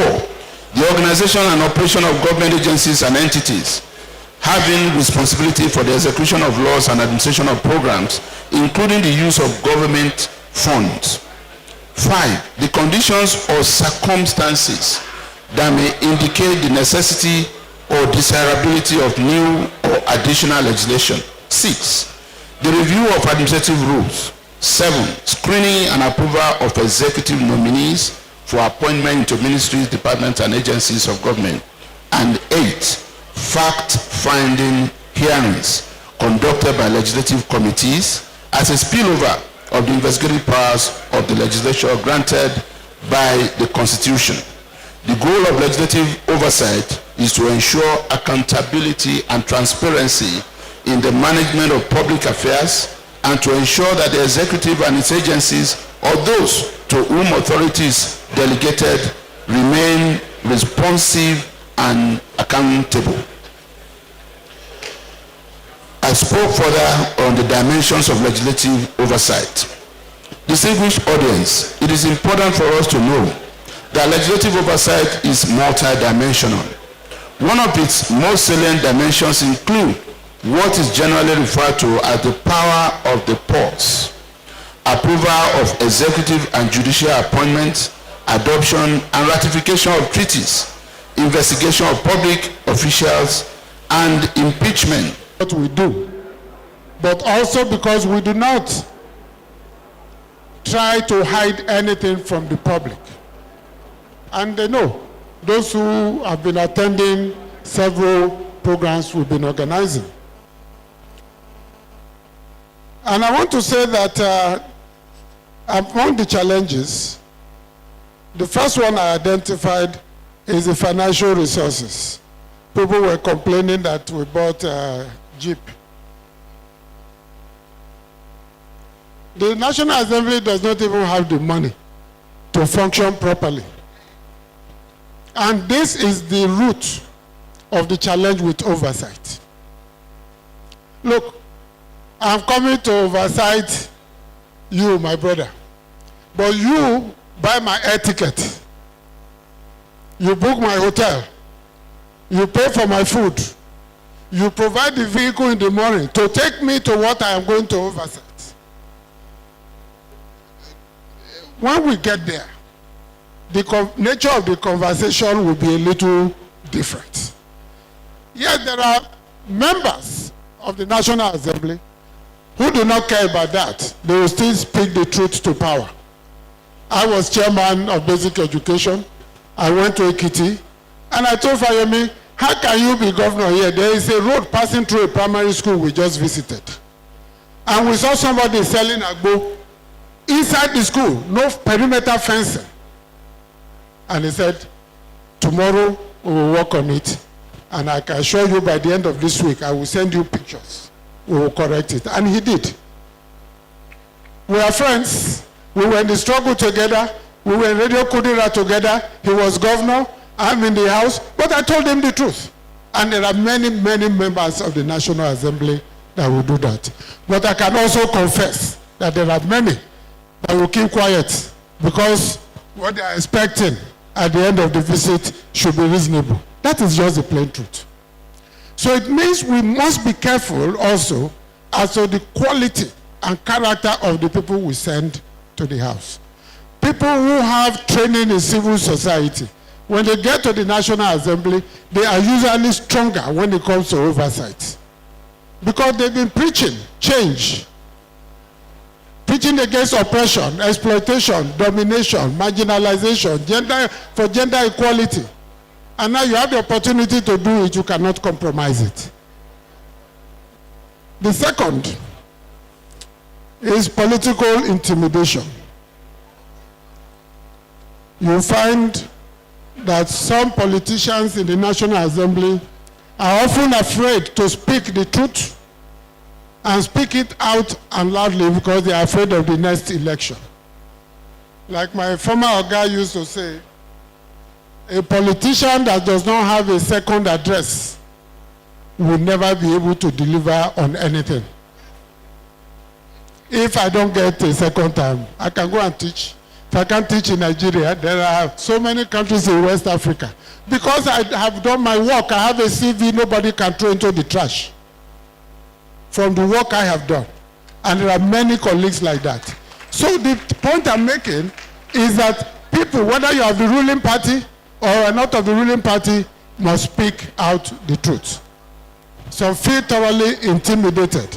In the Night House, I spoke out very, very loudly against the federal government, even when it was my party. Because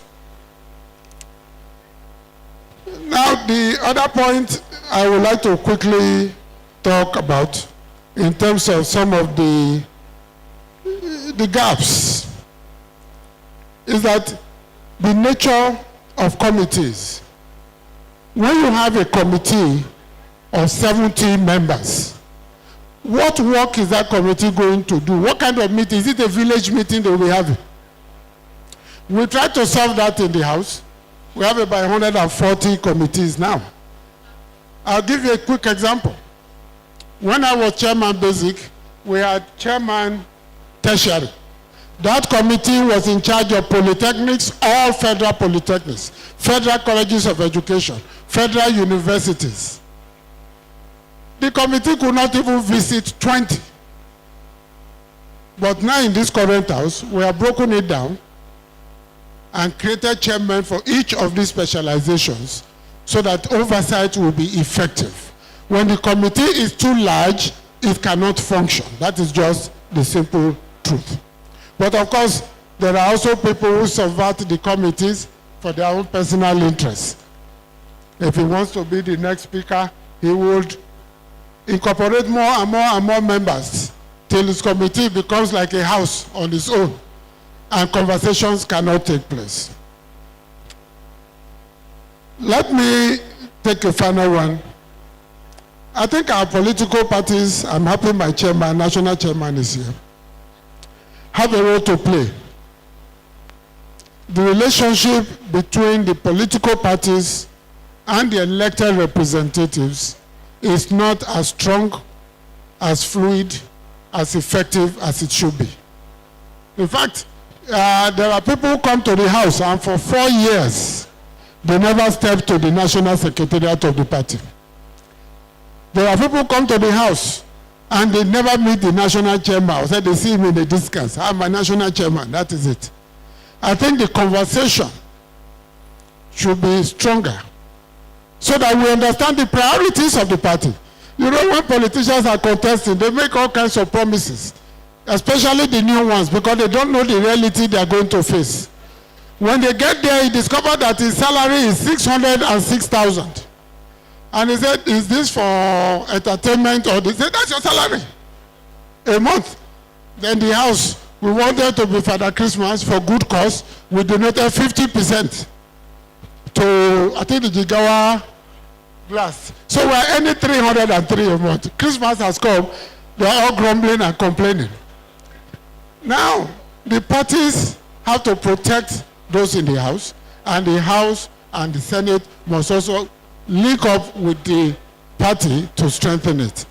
This way, when you go for oversight and the governor recognizes that you are in sync with your political party, they will treat you also very differently. Now, what do we do? I think the National Assembly should expedite action and complete the establishment of the Legislative Budget Office, NABRO. That office will assist legislators. Some of them are encountering a budget for the first time, and they have no clue what to do with it. And even when the process of interrogating the heads of the MDAs when they appear before you, now you are going to oversight them later, but you don't understand what is there. I have been on the executive side, and I know how we do the budget to come to the National Assembly. I'll just skip through them quickly so that the discussant can go. The second, a standard tracking mechanism should be established between committees and relevant agencies to monitor the implementation of recommendations made during oversight. As chairman, after every oversight, I wrote a detailed letter to the governor of the state of our observations. We praised him where he has done good, and where he has not done well, we documented it. I submitted a copy to the speaker. I can assure you 80% of those who went that time and who go now don't submit any report to anybody. How do you run a system like that? So there is no body of knowledge. There is no register that others coming behind you can pick up and say, even in the last house, you didn't do this. That is critical. The executive often overlooks the National Assembly's resolutions on issues without serious sanctions. Every day, people are standing, Mr. Speaker, the people of Uzeba are dying. There is no road, no water, no school. All those in support of this motion say aye. All those against say nay. The ayes have it. That is the end of all that grammar. Even when the clerk writes a letter with your motion to the relevant ministry to which nothing happens. It is not included in any budget. There is a bridge linking Odo and Edo, Ose Bridge. That bridge was built by the colonial authorities. To enter, the other vehicle has to stop for the Maurice Minor to go through. We have cried, we have wailed, we have wept, about that bridge. Never. You know, we have to create a system where motions are taken seriously and the conclusions of motions are incorporated into a system that will feed into how budgets are prepared. So that when we go to oversight, we will read it back into the work we did. It doesn't happen. Even the whole process of consultation, I've always argued that those who prepare the budget don't know if my constituency exists. Because if they did, we will not be the way we are. Let me take 2 more and I'll go and sit down. I believe that the NAS TV, we've been talking of NAS TV, but it's only online. The National Assembly does not tell its own story.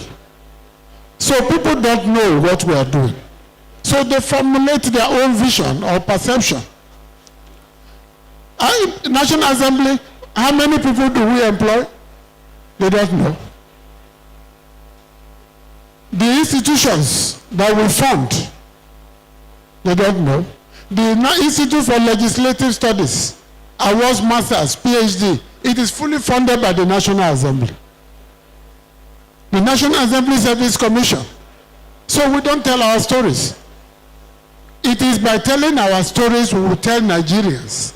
Committee on Information or Committee on Health went to social state. Not one primary health care center is working. Then Nigerians will know. So there is a linkage between opening up public hearings, setting up the NAS TV, and telling our own story effectively.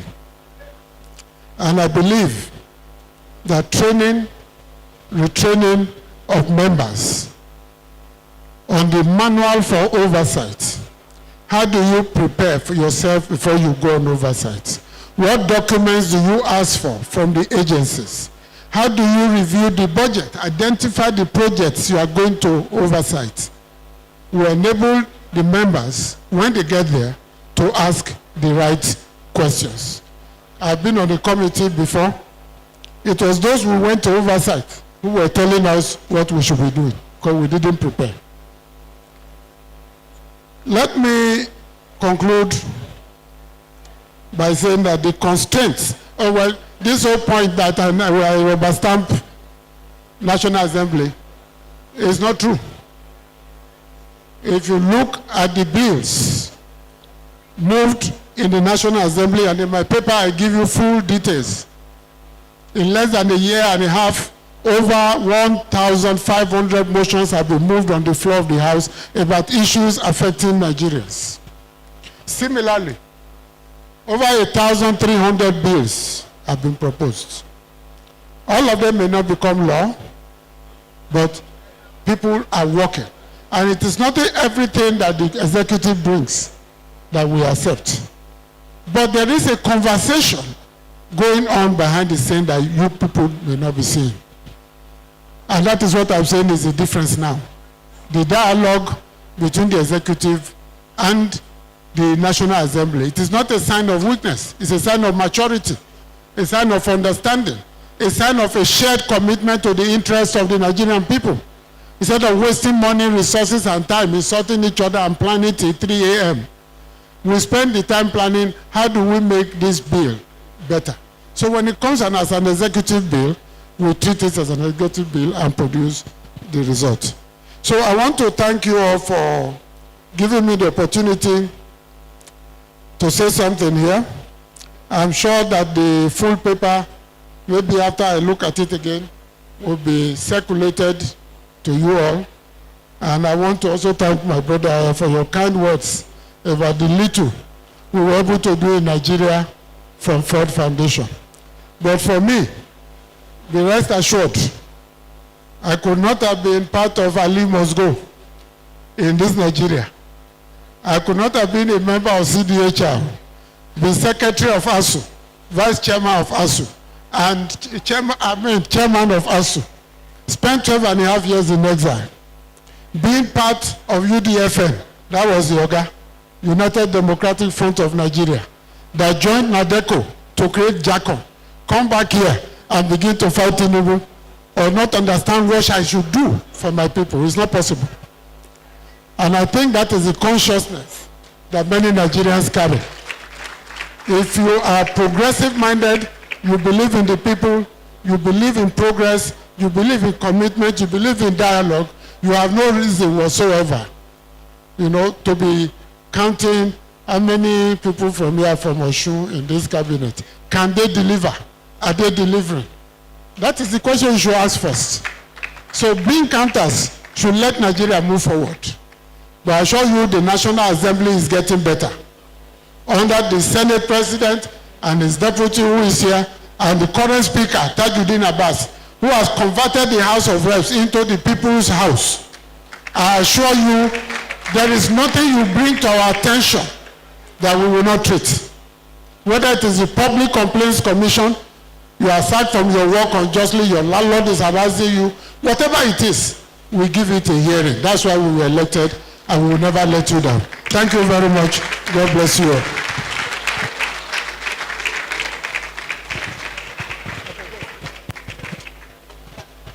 Ladies and gentlemen, if you know you really appreciate that address, can you give him another round of applause?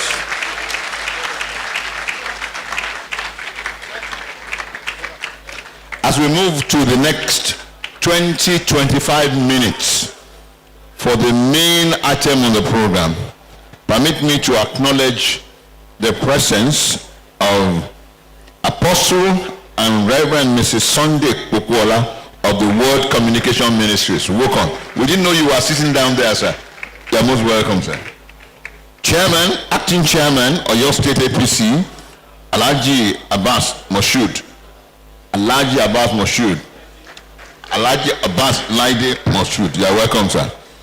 And then our mommy, Hajia Dr. Afusat Ganduje. Mommy, you are welcome. Joka Ayuda.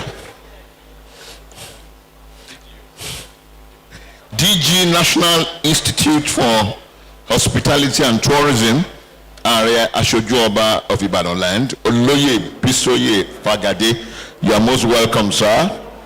Mr. Steve Ayorinde, former Commissioner for Information, Lagos State, you are most welcome, sir, wherever you are seated. And Mr. Bolaji Adebiyi, Special Advisor to the Honorable Minister of Budget and National Planning.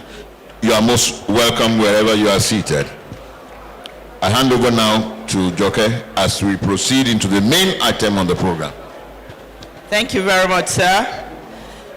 The theme of this year's celebration is legislative oversight in Nigeria, challenges and prospects. We have had a keynote address delivered on the same topic. We have had a lead paper presented on this topic. Now we're going to have a panel of discussants who are going to discuss this issue within the next 20 minutes. Please, we crave your indulgence. This is one of the things we have come for today. May we request that you please be as solemn as possible so that the essence of the whole discussion is not lost on us. And I hand over to the moderator of the discussion section, Professor Olawale Albert. Thank you. Please, let's put our hands together. Thank you. Well, we have been given just 20 to 25 minutes. I will make the best use of it. But I want to take 1 or 2 minutes to especially appreciate His Excellency Governor Ganduje. And I'm saying this because of the issue raised by the two speakers about how the public perceive the National Assembly.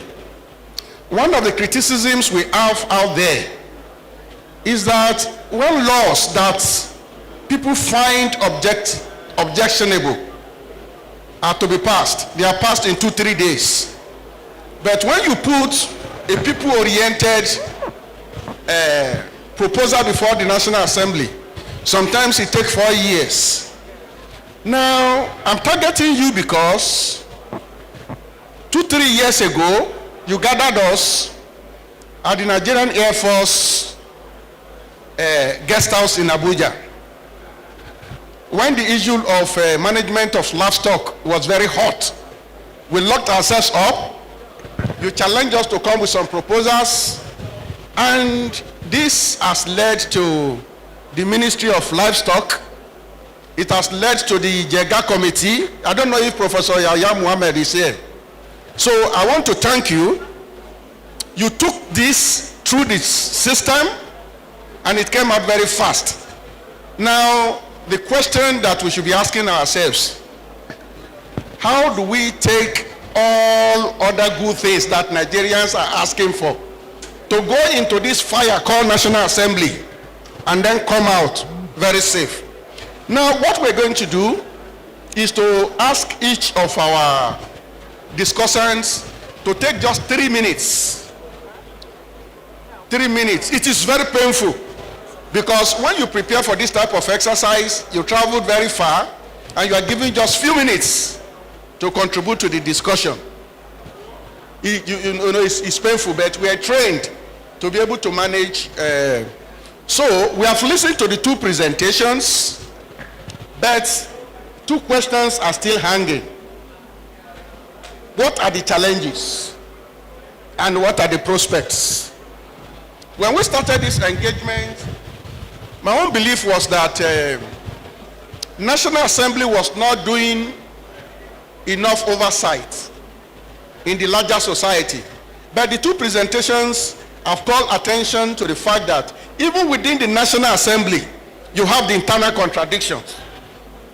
Meaning that if we don't deal with the internal contradictions in the National Assembly, we may not be able to get something good in the society.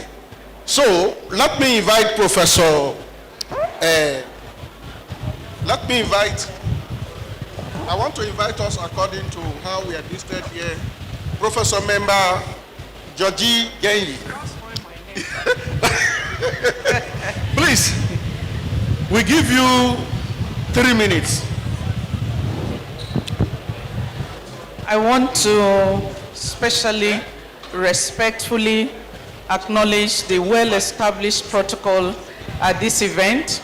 Even though I have 3 minutes, I must thank the organizers of this event, very important event.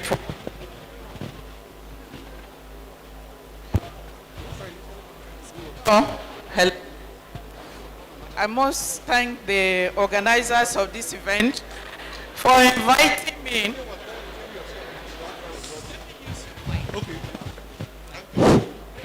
Thank you very much. I was just saying that I respect everybody that is here, and I acknowledge the fact that this is truly a very important gathering of Nigerians, and this speaks so much about the personality that we celebrate today posthumously.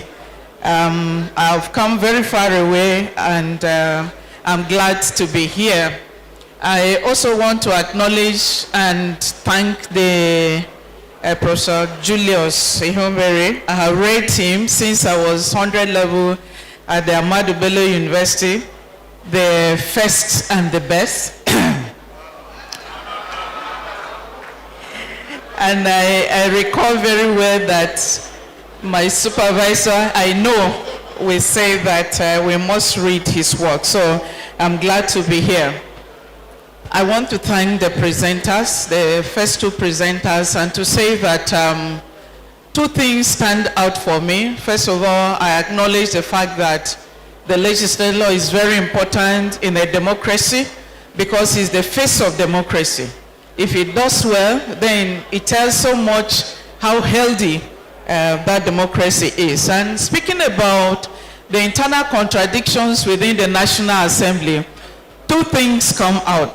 The first is I want to acknowledge the fact that there are some legislators who have been in that house for just 1 term. And so the issue of consistency in terms of legislative process is really a problem there, because many of the people who come in take the first 4 years to learn, and sometimes they are not fortunate enough, and then they are thrown up. partly because of the kind of political party system that we have, that if you are not in good standing, so to say, with the political party that you came on board on, then you'll be rest assured that there's a possibility for you to leave. The second thing has to do with the lopsidedness in terms of the composition of the National Assembly. In fact, this current dispensation is really a concern. You have 109 senators, 360 legislators, and you have, within this, you have 19 women. And this trend has been very consistent. And so in a country where you have to walk on two legs, and yet you have only one particular gender type that dominates legislative process, truly is going to affect how inclusive that process should be. So I think that within the National Assembly, these are issues, and of course the Prof has talked about the attitude of some legislators who don't come into the chambers at all. They have other preoccupations. The second thing we have to do with the issue of law. How does lawmaking, how does it appropriate and approximate the realities of the people? Nigeria currently faces serious economic problems, economic crisis, as expressed in inflationary tendencies, high interest rate, unemployment, general poverty situation. I'm not lucky, maybe that has been going on, but I haven't seen consensus legislation that has tried to address this, engage the executive in a manner in which concerns are shown about the realities of the people. And I think that lawmaking is not an end in itself. Lawmaking is a fundamental process that leads directly to the realization of the public good, and of course the development and societal transformation. So these are the concerns that I want to raise in the first instance. Thank you very much. Thank you. Prof, let me apologize to you, because it's like you have many points you wanted to share with us, but you are constrained by the kind of environment in which we find ourselves. But please, we must appeal to our people. When you are engaging scholars, give us time to talk. And I think that is the problem of oversight we're discussing here. Okay, I will invite Martin Oloja. I call him Professor Oloja because he's a very scientific person. We give you 5 minutes to address us. No, just sit down there. Okay. Okay, thank you very much, Prof. I would like to use the same cliche, standing on this existing protocol, because we don't have the time. I'm very happy that the people who preside over the affairs of National Assembly are here today, and I assure them that whatever small observation that I make is not meant to be an insult to our institution. The National Assembly is our institution, and to underscore that, if that is the only thing I can read from scholars,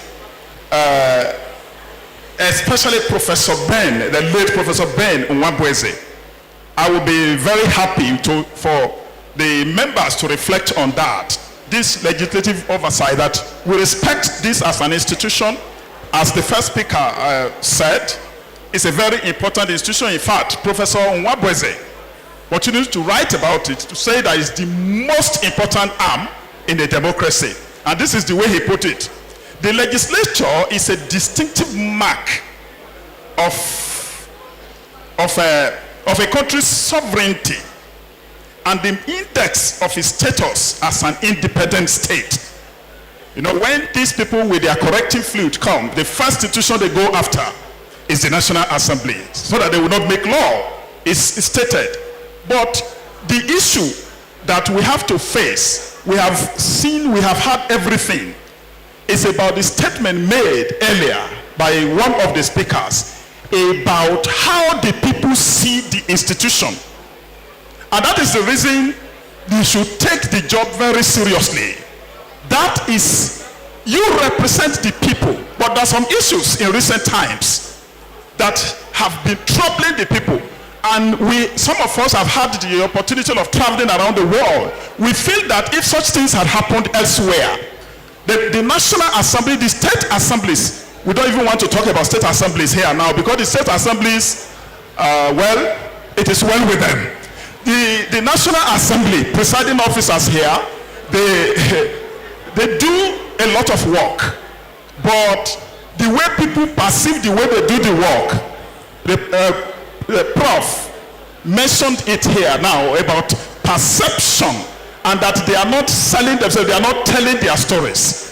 But the stories, there are still media, we have media coverage of National Assembly issues. And what we see every day is that the National Assembly, our representatives, do not address the issues that concern them. That when they talk about even, they talk about oversight functions, they talk about constituency projects. We see this as projects that affect them, projects to address their own welfare and their own security, and not security and welfare of the people, which is the primary purpose of government. That is perception. I am saying perception. This is the way the people perceive the assembly members, our representatives, who should be addressing our problem. I just give an instance. One of the issues troubling us today, even as either journalists, as civil servants are saying, is band A, the cost of energy in business and even personal life situation. We expect the National Assembly to conduct some research, some legislative oversight about the cost, about implication of band A, and even implication of band A to people who are band B or bandless, and how it affects people who are running business, people who are a hotel, people who are even who run salons and everything. And I believe that that is an issue that they should address. Cost of energy to people, to businesses, how businesses are crashing. Not talk about even multinationals. Businesses, small businesses. The other day, I was looking for my barber. I wrote about it in my column. The barber had left. They said that all the people working there could not cope with electricity bill. It's an issue that should concern people who represent us, and it's very serious. The other side of the energy crisis, if I finish that one, I just make a statement and I stop that. Look at our refineries. You have allocated money to repair the refineries, but the institution that is managing it keeps telling us it is ready, but people don't believe that it is ready. So you should conduct investigation to see how far the refineries in Port Harcourt, for instance, is ready. People would like to see this seriousness on the part of our representatives to give us facts and figures, not the people running the place to be giving us statements that they don't allow people to see it. The issue of the Dangote refinery, for instance, yeah, it has caused so much controversy, so many things have been published, but we also expect our representatives to go there to find out what is the reason, what is the problem.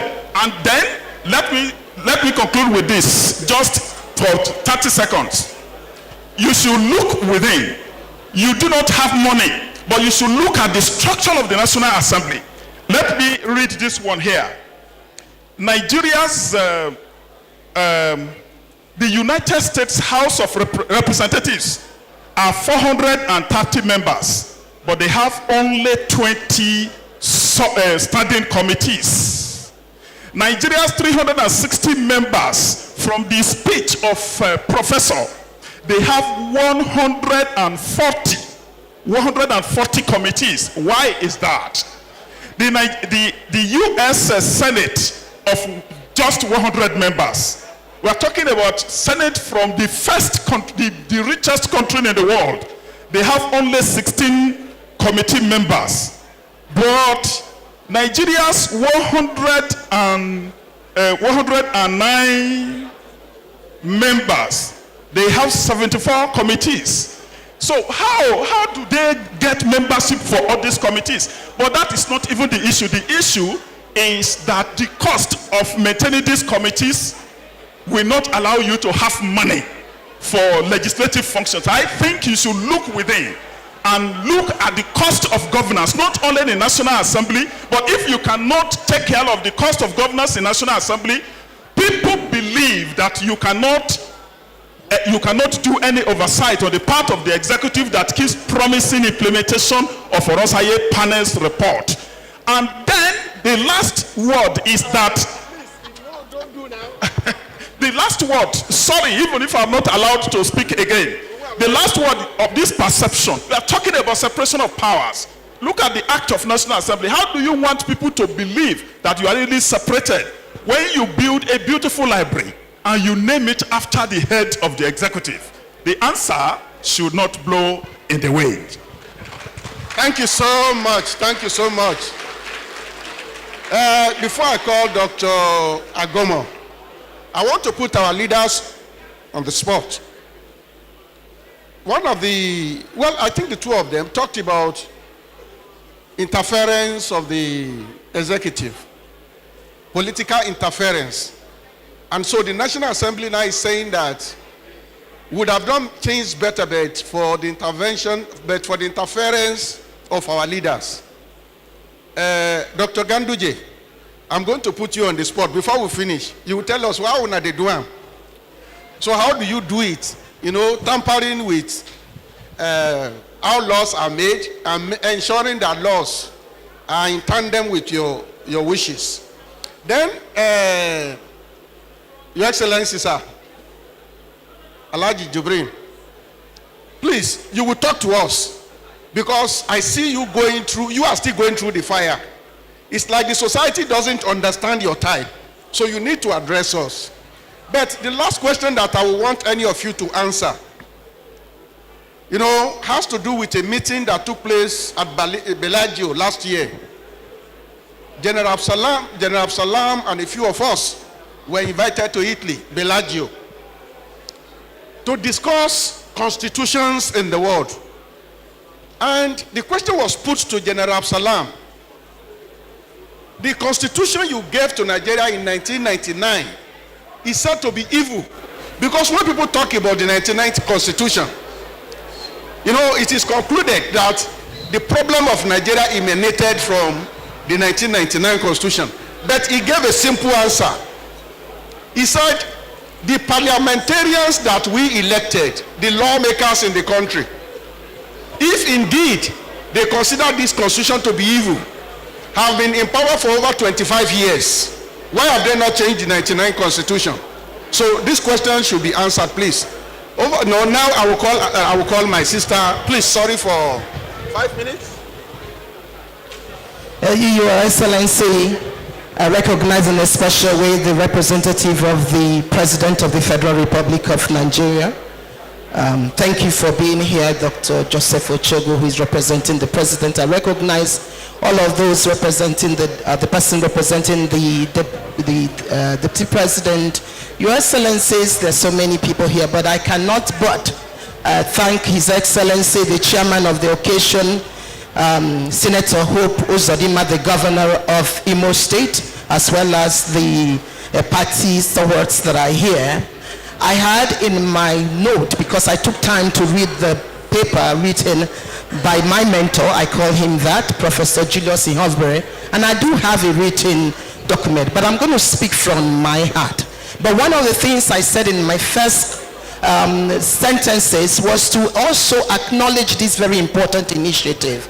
I had actually said a big thanks to Her Excellency Dr. and Mrs. Florence Ajimobi for standing strong. A lot of women perhaps in her position may not be doing this, and I just want each and every one of us as she passes us, just give her a smile. I've never met her. I met her for the first time today, but I'm happy with what she is doing. And indeed, this is a very odd exercise. Your Majesties, please permit me to stand on already existing protocol. that because of the time. Now listen, if you watch everywhere, there's so much noise. Can you see what is happening? People are making noise. And because when they make noise, they cannot obviously be part of this discussion. Professor Julius Ihobere, I met you, perhaps I don't know whether you remember. The first time I met you was in Sheraton Hotel at a conference, I think in the year 2000.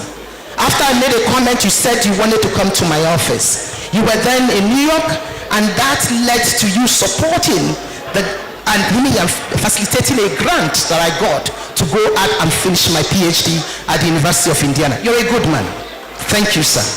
Thank you again.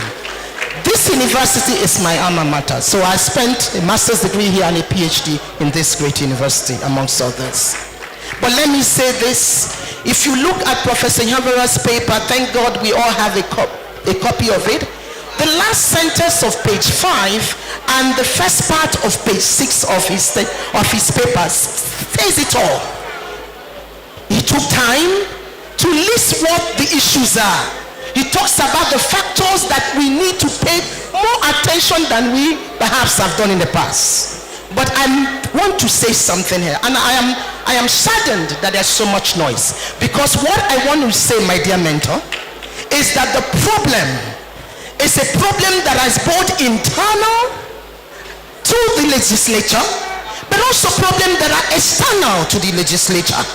It is also a problem of a failed leadership. It is also a problem that affects the integrity, the moral and ethical standards of the people we call leaders. But I want to also say something else, my dear mentor, to say that all of the constraints you have mentioned, that which Prof is asking us to speak more about, and all of the prospects that you see can never come to bear if each and every one of us in this room and those who are not in this room take a step to be part of the process. Truly, the level of each individual's ethics, the level of each individual's morals, the level of each individual's integrity goes a long way to determine what they do when they are within closed doors and when they are in places that are open. My dear mentor, my heart bleeds for Nigeria, because this nation is indeed a great nation, but it is a nation where people do not see their factors and their actions as contributory towards the national building. I dare say that how can people come to a program as important as this and they're making noise? It is because they do not see themselves as part of the solution. Unfortunately, we do not have too much time. But you had made 2 comments, and I want to say them to comment before I hand over the mic. One of the comments you made when you started by saying that you had never seen a parliament that is popular, but you also said that the crucial point and work of the parliament is to play an effective scrutiny over the executive. This is what Nigerians are looking for. This is what Nigerians are expecting the legislature to do. And you must understand that perception is everything. Nigerians are watching. And therefore, it is not only what you think you are doing, it is what Nigerians see, believe, interpret what you are doing to be. And when you look at those very important points you mentioned, my dear mentor, on page 6, you will see that part of those comments are about things that comes to individual attitudes, individual priorities. And then I ask people, who are we voting in? What is our electoral process like? Because it's garbage in, garbage out. You can't give what you don't have. So we must think about the content of the people. We must think about their quality and the context that we elect them. Until our elections are truly a reflection of the views of Nigerians, there is no way those who we have voted in, whether as executive powers or whether as legislature, or even those who stand in the whole chambers of our judiciary, can protect the interests of the people. My dear mentor, I want to end with saying one thing more. And that thing, many of us may have listened to the great anthem of this great university. I don't know whether many of us listened to it, but I took time to note it. And what he said, listen please, he started by talking about help to build a world that is truly free. Not a world we think that are free, not a world we defend to be free, not a world we say is free, but a world that is truly to be free. And ended by saying, for a mind that knows is a mind that is free. I pray that this aspect, what we are doing here, is an effort to make the mind know. But the question, my dear mentor, is, have we known? Are we truly free? Given the amount of noise you are hearing now. God bless you all. God bless you. Thank you so much, so much. Well, I share the concerns of Dr. Ogoma that many of us might actually see this as an annual ritual, a jamboree, but when you see the passion with which we are all, addressing the subject matter here, you know that this is of deep concern to us. I'm just back to Nigeria, and partly because of this meeting. Last week, I was at Khalifa Palace Hotel in Senegal, Dakar, Senegal. And President Faye received the president of Gabon, president of Mauritania, president of a number of countries to discuss some of the things we're discussing here. I was going to my room and the security people blocked all the, what do they call it? Lifts. They blocked the lifts. And I challenged them, I'm in this hotel. You cannot prevent me from going to my, and then they said the president is coming. And when I saw President Faye, a very small boy, I'll call him a very small boy, followed by small boys. Young people are taking over leadership in Africa. If you older ones don't do it very well, I swear to God they will take over. I see it across African continent. And the problem is that everywhere we visited in this continent, you find people telling you that democracy is the government of the people, by the people, and for the people. Now, those to be held responsible for failure of any governance, of any system, first and foremost, parliamentarians. And you suffer most when a democratic process collapses. So what we are doing here, we are not joking. We are actually sending messages back to the National Assembly to say that if you improve on this issue of legislative oversight, many of the problems that are making people no longer believe in democracy, because people no longer believe in democracy.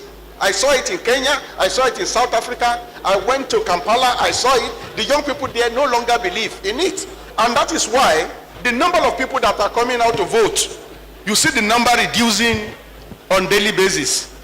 This is why our younger people are running away. So, this discourse is not a circus show. It's not a jamboree, as my sister said. It's a serious business. So we want to appeal to our leaders. Please, let's go back to Abuja and try to improve on what we do. Before I hand over I give the microphone to our leaders, I want to give Prof 2 minutes. We seem to have cheated her. Prof, do you still have something to tell us? 2 minutes. Thank you very much. What we have tried to do is to actually understand the issues, the problems. I think the task before us is way bigger than that, namely to name proposals that we think can make oversight function of the legislature better, because for me, at the end, what we are saying is the extent to which lawmaking becomes something that is meaningful to the people, in terms of policy options, in terms of the extent to which what they do affect people positively. Because like I said before, the Nigerian people are indeed suffering. And when you look at the the factors that have led to this and the lifestyles of the ruling class, which the legislator belongs to. And then you look at the lifestyle of the generality of Nigerians, then there is concern. Because as we all know, the middle class, for instance, has been completely wiped out. So you are either rich or poor in Nigeria. So it should be a thing of concern for our legislators to ensure that, first of all, they maintain accountable processes, they maintain transparency in their dealings, but they take this responsibility as very seriously, and they do look beyond what is their personal, concerns, and then legislate in a manner that Nigerians begin to really feel that it's worthwhile being a Nigerian. And of course, if the legislature does not have compelling force on what the executive should do, then of course they will simply just be saying many of these things without them being carried out by the executive. So there's also a need for a review that can actually have some enforceable disposition for the legislature to be able to do this oversight, effectively. And I don't know whether I'm going to be asked to talk again. I want to truly thank Dr. Mrs. Florence Ajimobi for being a point of emulation for not just women, but for those who stand in a position of responsibility and they take it seriously. Thank you.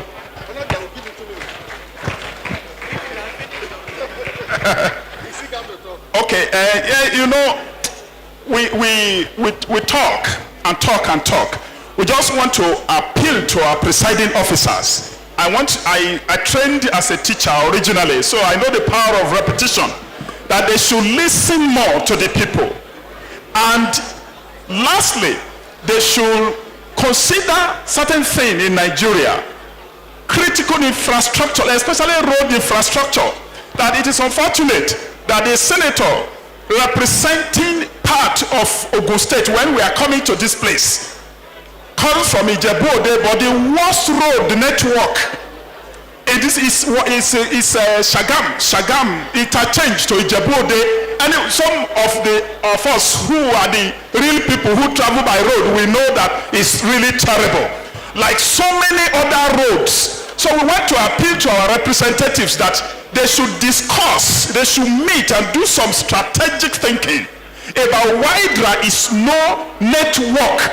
You want to travel from Ibadan to Abeokuta, you want to travel from this place to this place, no, all over Nigeria, including places that you have heads of state. So critical infrastructure should include part of their budgeting so that we'll find good road network.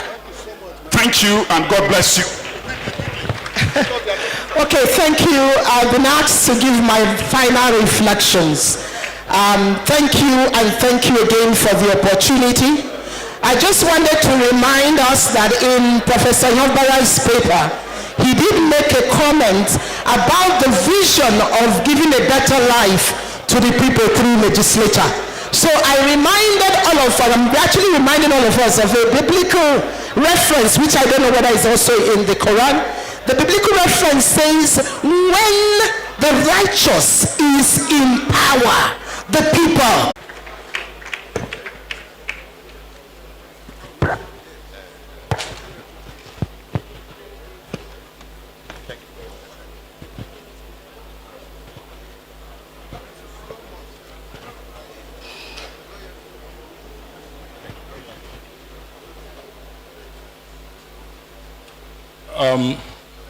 Deputy Senate President and the leadership of the National Assembly here present, our host, I will stand and establish protocol to deliver Mr. President's goodwill message. That is goodwill message by President Bola Ahmed Tinubu, GCFR, at the 7th annual Senator Abiola Ajimobi Roundtable organized by Senator Abiola Ajimobi Foundation and the Institute for Peace and Strategic Studies, University of Ibadan. And please, can we have, just listen carefully, because this speech, talks on everything that has been captured here, so to enable you to understand the direction of travel for the government. I am delighted to have been invited by Dr. Mrs. Florence Ajimobi, the president of the Senate of Senator Abiola Ajimobi Foundation, to this event to deliver a goodwill message in commemoration of our husband's 75th posthumous birthday. As you all know, Senator Ajimobi was not just a political ally, but also a brother and friend to me, and it was a deeply felt loss. I greatly admire the courage, humility, honesty, diligence, commitment, and dedication of late Senator Ajimobi to his beloved wife, his family, and most importantly to Nigeria.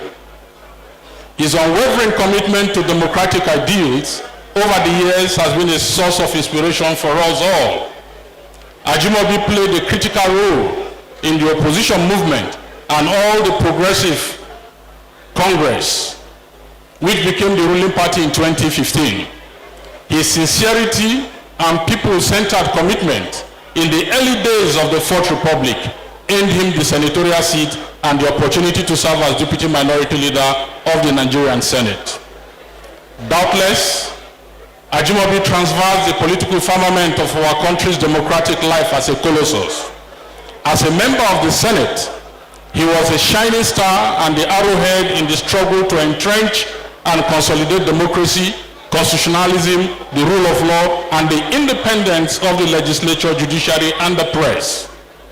As the executive governor for your state, Senator Ajimobi's fundamental interest was the people and their well-being.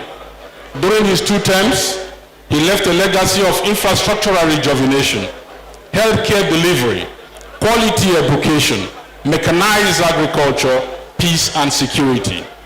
He was a committed party man with whom we formed the All Progressive Congress in 2013 to pursue people-centric economic growth and development, good governance, transparency, openness, accountability, and inclusivity.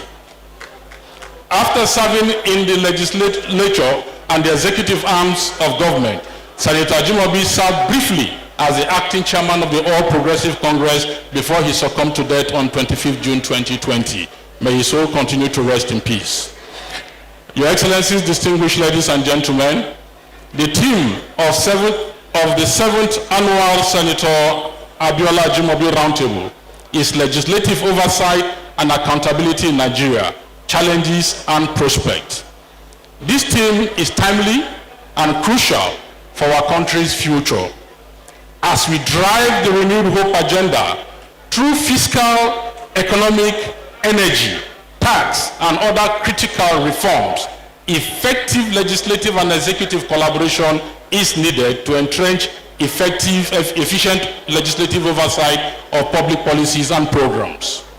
In initiating and facilitating these reforms, we are mindful of the legislature's position and the imperative of building consensus among all the stakeholders in a democratic setting. The need to forge a consensus is at the heart of our sustained engagement since the inauguration of the Renewed Hope administration on 29 May 2023. As Democrats, we are committed to the separation of powers and the legislature's responsibility in carrying out oversight functions. The commitment of our administration to open government, constructive scrutiny, accountability, and transparency has positioned us to strengthen the anti-graft institutions, especially the Economic and Financial Crimes Commission, the Independent Corrupt Practices and Other Offences Commission, the Code of Conduct Bureau, as well as institutionalizing effective mechanisms for enhanced institutional collaboration. On legislative oversight and governance, in any thriving democracy, legislative oversight is the backbone of governance. Through this mechanism, the legislature ensures the accountability of the executive arm and evaluate policies, thereby maintaining public trust.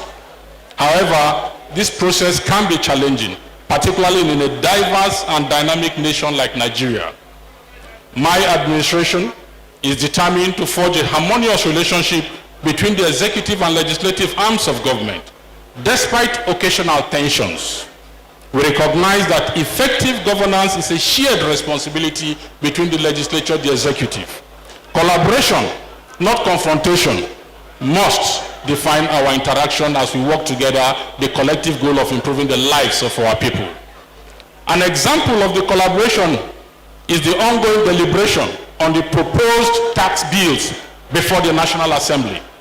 These reforms, when enacted, promises to streamline tax administration, enhance revenue generation, and promote equitable resource allocation. They are pivotal to our mission of building an inclusive, prosperous, and sustainable Nigeria, and making our country competitive to attract foreign direct investment. We firmly believe that democracy, as the best form of government, guarantees the independence of the legislature and judiciary. We also believe in press freedom and in holding government accountable. Thus, in our drive to deepen and consolidate the culture of democratic governance, we have been working assiduously to insulate the constitutional roles and functions of each arm of government from primordial sentiments, lack of engagement, and the dissemination of fake news and hate speeches. We are constructively engaging critical issues of governance, democracy, and development through reforms to meet citizens' hopes and expectations and restore their confidence in the government's capability to provide security and enhance their well-being. Your Excellencies, distinguished ladies and gentlemen, late Senator Ajimobi firmly believe in the Federal Republic of Nigeria. Constitutional democracy, separation of power, transparent and accountable government, and independent legislature. Collectively, with other progressive across Nigeria, we share the vision of a democratic society where citizens are equal before the law and the state can guarantee freedom from fear and want and ensure human dignity. Thus, we are collaboratively working with the National Assembly and other stakeholders to ensure food security, end poverty, enhance economic growth and job creation, strengthen access to capital, ensure inclusivity, improve security, guarantee the rule of law, and enhance the fight against corruption. These are the ideals that late Senator Ajimobi upheld throughout his political career in Nigeria. In conclusion, in celebrating Senator Abiola Ajimobi today, let us not only honor his memory, but also strive to embody the values he cherished: excellence, resilience, and service to humanity. His life reminds us that courage, vision, and unwavering commitment are the paths to greatness. May his legacies inspire us to build a peaceful, prosperous, and equitable Nigeria where no man is oppressed. May Senator Abiola Ajimobi's memory continue to guide us, and may God bless the Federal Republic of Nigeria. We are grateful for his service and dedication to our nation. Thank you all for your presence and for honoring the memory of Senator Abiola Ajimobi from His Excellency. Thank you. That is the address from Mr. President, as read by his representative at this event. The Vice President is also here by proxy. I'd like to call on Dr. Tope Fasua, Special Advisor to the President on Economic Affairs, Office of the Vice President, to also deliver the goodwill message from the Vice President. Please put your hands together for him as he comes. Thank you. Thank you very much. Mine will be fairly shorter. I'd like to stand on existing protocols, but I'll be remiss if I don't recognize the presence of the representative of the President, executive governors here present, Chairman APC, Dr. Ganduje, also Senate Leader, as well as the Deputy Senate President as well. Kabiyesi is here present. Ladies and gentlemen, I also would recognize, yes, I'll just fly with that. I'll be paraphrasing this, but just to let you know that the Vice President actually wanted to be here himself. In fact, he called me 3 times to remind me that I should come here, and I can see why.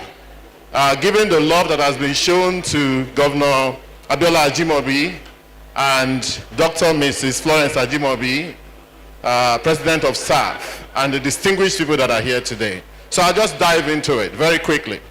I feel most honored to have been invited to the 7th Annual Senator Abiola Ajimobi Foundation Roundtable today, 16 December 2024, under the auspices of the SAF, SAAF. It is most fitting and appropriate that we have all continued to honor our departed Excellency, Governor Senator Isiaka Abiola Ajimobi, who is without doubt one of the most remarkable governors that we have had in Oyo State since its creation. By continuing this laudable roundtable, which started circa 2018, we pray for his soul in Aljana, even as he stares down with his gap-toothed smile from where he is today. Governor Ajimobi was a great man indeed, irrepressible, tenacious, determined, intrepid, strong-willed, focused, and a man of the people.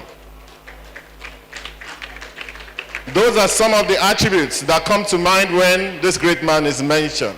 A man of timber and caliber, a great visionary leader who stamped governance with his imprimatur of decisiveness, determination, and a great unalloyed vision for your state, and created an atmosphere of achievement for his successors to build on. Distinguished ladies and gentlemen, permit me to also say a word of encouragement to our mother, former First Lady, the delectable Dr. Mrs. Florence Ajimobi, who is walking away as I'm talking about her, the President of SAF, who has remained strong and steadfast over the years and continues to be a pillar of the family, the rallying point and the torchbearer for the family. May Almighty God continue to strengthen and uphold you, ma, and give you comfort and continue to increase you in happiness and in great health. May you be preserved for us for many more decades to come, so that we can continue to tap into your wisdom, your radiance, your pristine vision, your incredible positive aura and demeanor. I say a prayer as well for the children and grandchildren of Governor Abiola Ajimobi, many here present, I think they just stepped out today, that you all continue to blaze the trail that Governor Senator Ajimobi left behind, and continue to take the name to greater places in every corner of God's earth. Orúkọ Ajimobi ò ní bàjẹ́ o. I also extend my heartfelt condolences to all followers and lovers of Isiaka Abiola Ajimobi, wherever we may be. Admonish all to keep the flag flying. I pray that we shall continue this colloquium for decades and centuries to come, even when we are all expired. Governor Ajimobi must occupy that rare pantheon that is preserved for men who have caused positive change in their time on earth. His memory must be delicately preserved in every manner that we can afford. The theme of today's discourse, legislative oversight and accountability in Nigeria, challenges and prospects, is very apt and important for the times. The three arms of government in a presidential democracy, such as we have operated in Nigeria since the year 1979, after the deliberations of the Constituent Assembly in 1978 and the commencement of the Second Republic under President Shehu Shagari, must continue to be strengthened. We are certainly on a journey, and governments are a continuum. We are certainly not where we were with our democracy in 1979, and definitely not where we were since the recommencement of our democracy in 1999. That's the Fourth Republic. We have now proudly seen the longest stretch of our democracy since the independence in 1960. We are 25 years, almost 26 years, and counting. And we pray that our dear country, Nigeria, only continues to get stronger on this democratic journey, resolving our issues amicably as gentlemen and ladies, and forging ahead strong, so that we continue to leave a banner without stain to our children, as pledged in our national anthem. Of course, there are many challenges of legislative oversight in Nigeria, and many are the opportunities as well. We shall leave the nitty-gritty of the matter to be dissected, and has been dissected by our competent panelists at today's discourse, and as well as the specifics of the challenges faced in the oversight process in an increasingly complex and sophisticated governance environment. President Bola Ahmed Tinubu and his deputy, Vice President Kashim Shettima, just like their friend in whose honor we are here today, late Governor Abiola Ajimobi, understands that the challenge is not with the little issues in Nigeria. Governor Ajimobi, with his global exposure in the oil and gas industry and his corporate experience, which saw him rise to the top as a captain of industry, took on many big challenges. Behavioral challenges among our people, which sometimes drew him some flack, which he took on a chin and threw on a new hue and began a determined march to a new modernity. All things considered, we are here today to move the intellectual discourse forward, and I believe we have, to fashion out new ways in which the executive, legislative, judiciary interaction will continue to thrive in an atmosphere of respect and productivity. We have learned about the best global practices today in legislative oversight as we strive to make our governance institutions stronger, more nimble, more productive, even as they deliver maximally the dividend of democracy to our people. Ultimately, we look forward to the day that the narrative of our reality will change from want and scarcity and underproductivity and mediocrity to one of great achievements, sustainability, sufficiency, abundance, and all the great things that we strive for and that make our lives worthy. I must say that this is the aim of Mr. President, President Bola Ahmed Tinubu, GCFR, his singular goal and vision, a mission that he has committed to achieve through every legitimate means, ends our reforms. On this note, I congratulate us on today's engagement and wish us a happy, productive week ahead in the service to Nigeria and humanity. Thank you all for listening. Please put your hands together. We have only about 3 or 4 more goodwill messages. Before we go there, permit me to welcome into our midst former Minister of Finance, Dr. Kemi Adeosun, who is here with us. Please put your hands together for her. You are most welcome.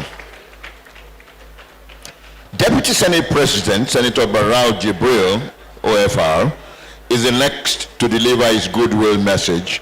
Shall we put our hands together for him as he comes?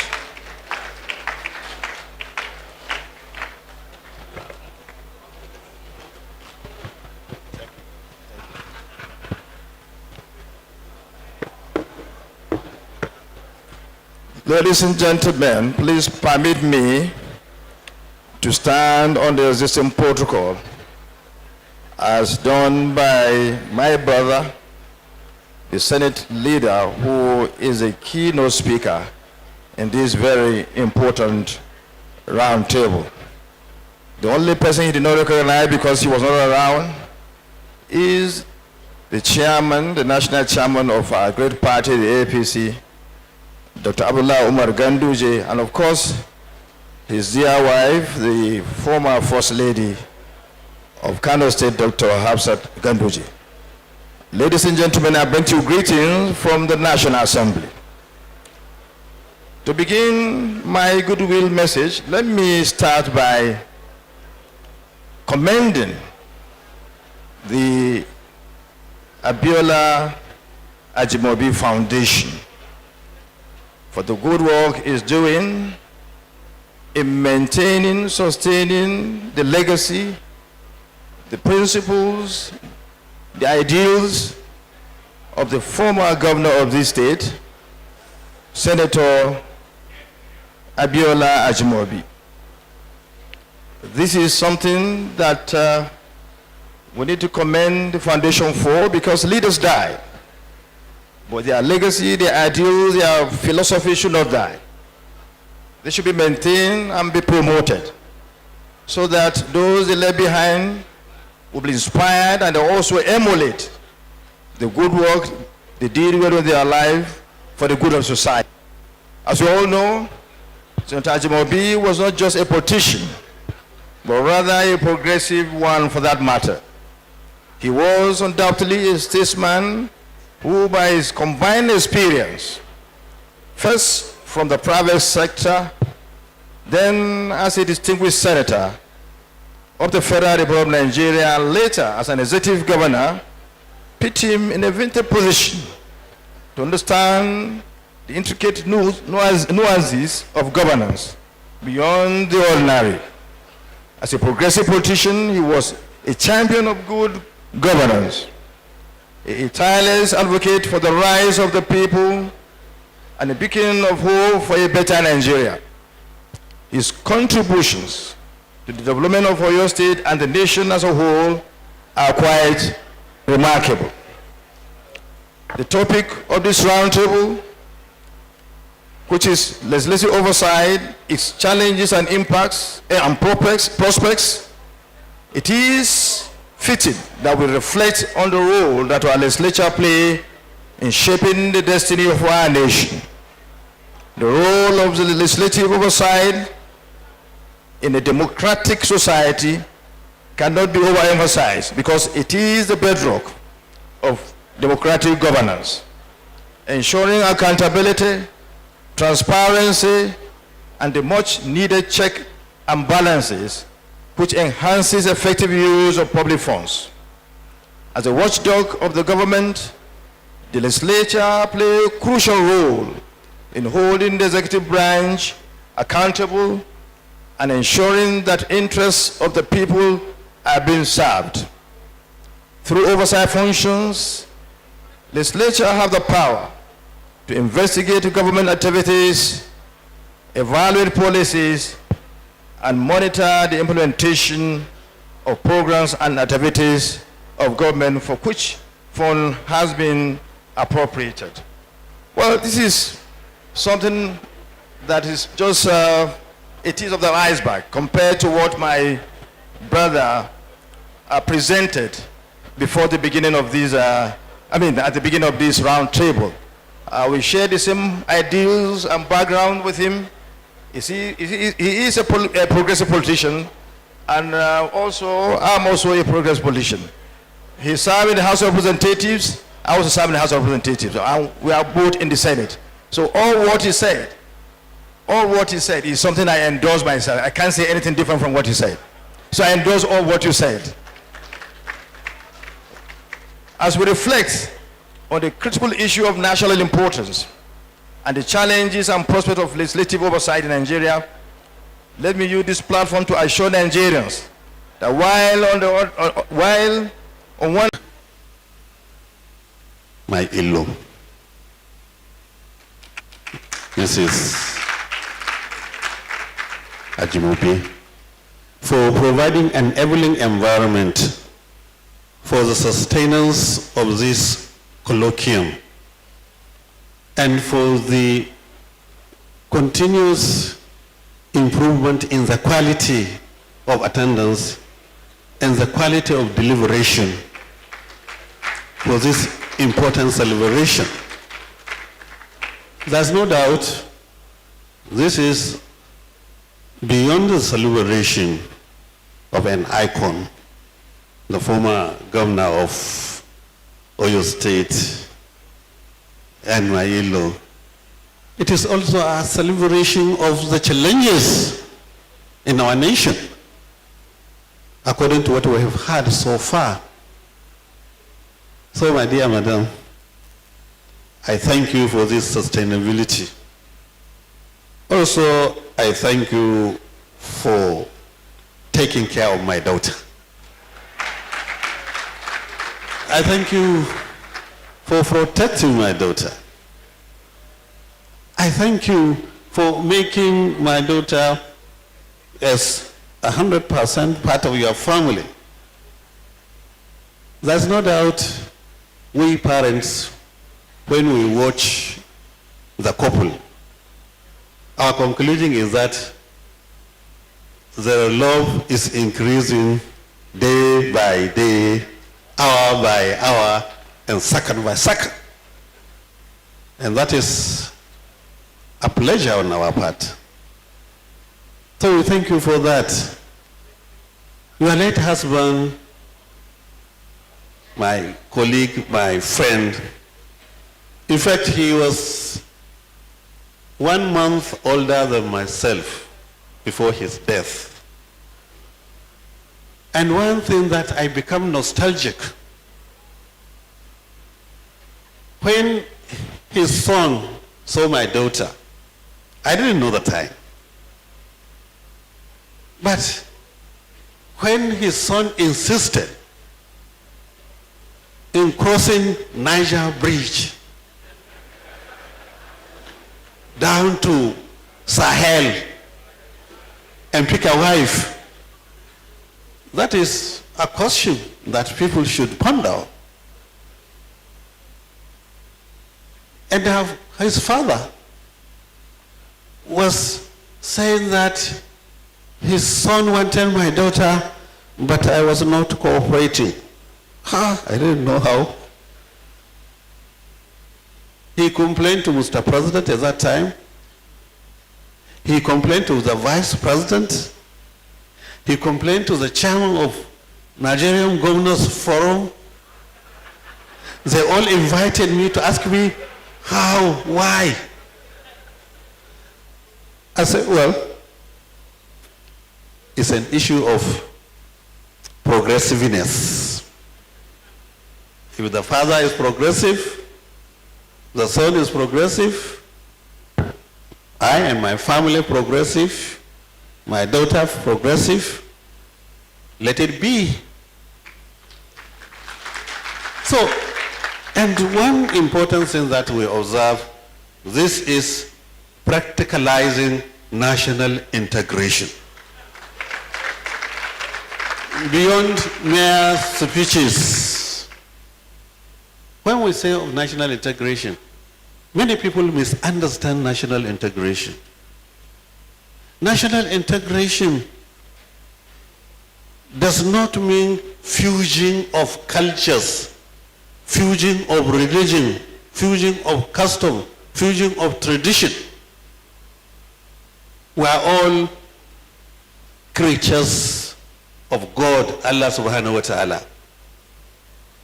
We are all created by Allah subhanahu wa ta'ala. And if Allah wanted us to be one tribe, second is too long time, all of us will be one tribe. If he wants us to be on one religion, all of us will be in one religion. If he wants us to be all flying birds, all of us will be flying birds.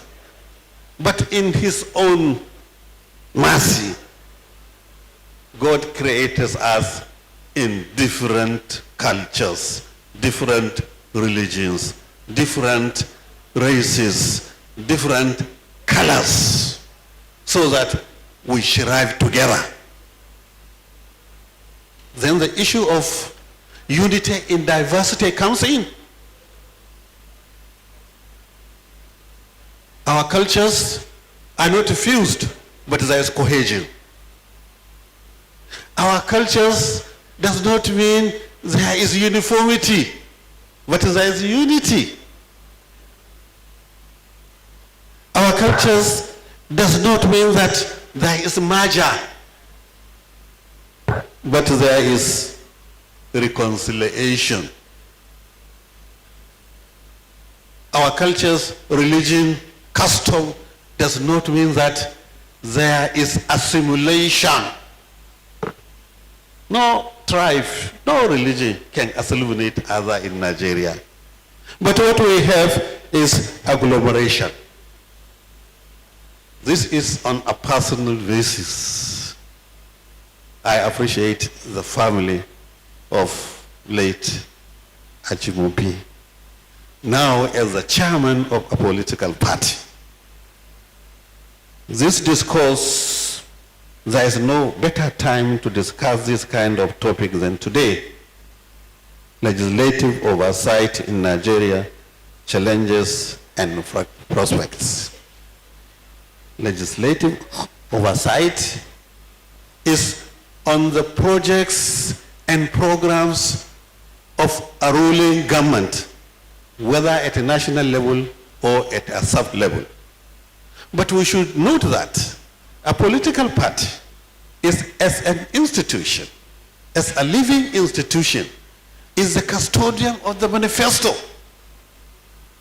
of the ruling government. Therefore, if we have efforts to have oversight function, then the party is an interested institution.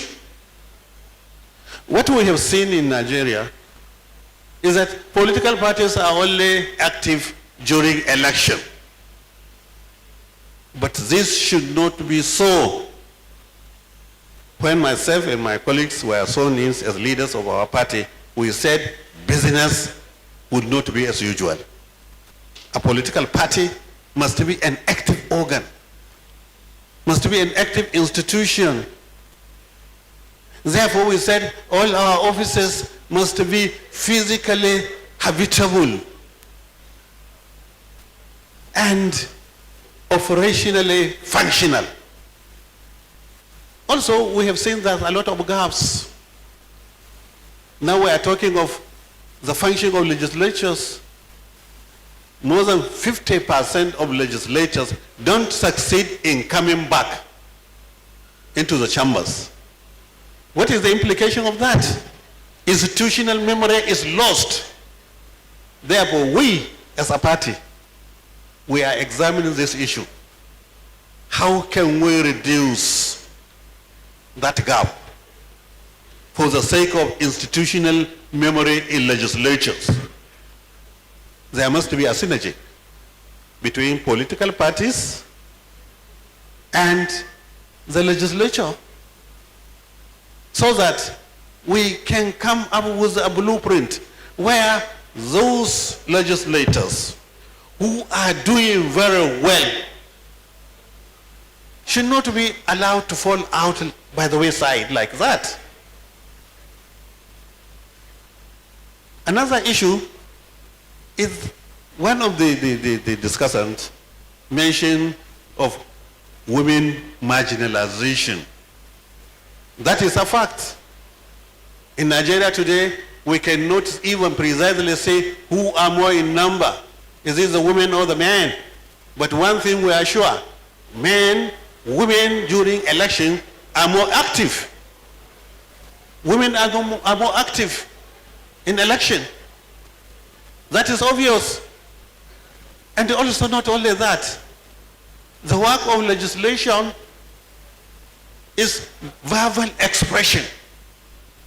But according to research in psychology, women have higher verbal aptitude than men. Therefore, if there is a situation where people will be given time to express themselves,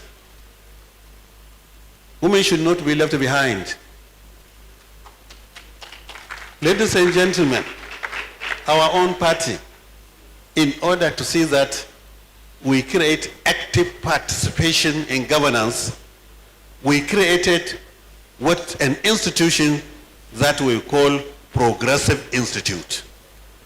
This Progressive Institute has the responsibility to enlighten our members on the constitution of the party, on the manifesto of the party, on internal democracy, and also look at the programs and projects of government. How can we provide inputs for good policies for the government? How can we assist in the implementation of government programs and policies to avoid abandoned projects all over the country? In fact, I'm happy that one of the discussants mentioned something about the livestock development. When I was a governor, I thought the issue of herdsmen, farmers, conflict is an issue that we needed to resolve. The issue of improving the herdsmanship was a necessity. The issue of caring the children, to give the children of herdsmen education, because somebody who is moving from the northern part of the country to the middle belt to the southern part of the country, how can he be educated? And that is what we are reaping today. Somebody who is not educated in Western education, not educated even in Islamic education or any form of education, in the long run, it is an animal that is following an animal. And that is the hard fact. The relationship between farmers and herders many decades ago was a symbiotic relationship, because the herdsman provided manure for the farmer, well, the farmer provided a grazing area for the herdsman. But now the farmer has got fertilizer, and the herdsman has no something similar to grazing area free. So now the relationship is parasitic, not symbiotic. Therefore, if there is a parasitic relationship, then there must be conflict. Ladies and gentlemen, I don't want to bother you with this. The Ministry of Livestock will take care of this. But what is important? A party is an institution. We have also observed, Mr. President, President Bola Ahmed Tinubu has introduced students' loan, having observing that many people don't have access to education because of financial problems. The implication of this is that, the advantage of this is that many students will have access to education. The implication, many students will graduate from university. But the big question is that, where is the job? We are thinking of that. In Nigeria of today, there are many unemployable graduates. Even if there are vacancies for employment, some of them are not employable. Why? Because our national curriculum has been taken over by events. Our market demand has no correlation with our national curriculum. Therefore, our institute has organized a symposium, a national conference on skills acquisition and entrepreneurship and the challenges of national development. The two main objectives are that we want to see how we can provide an input so that Nigeria can review its curriculum. Primary school, secondary school curriculum, somebody was just saying we forgot history. We removed history from our curriculum. Even our university curriculum, we need to revisit so that we can provide skills. All these engineers who are coming from foreign countries, executing technical projects in Nigeria, most of them are not really engineers according to Nigerian interpretation. Some of them are technicians, but more functional than our own engineers. So tomorrow, we are kick-starting that national conference. Ladies and gentlemen, thank you and God bless.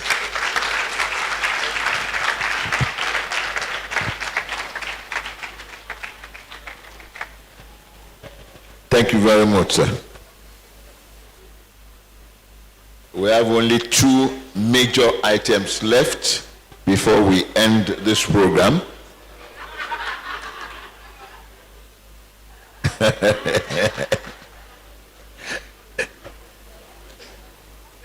I'm going to ask one of the beneficiaries of the SAF Scholarship Award to stand by, and after that we will have the vote of thanks. I hope Idris is standing by, and then the cutting of the cake, which will be the end of it all.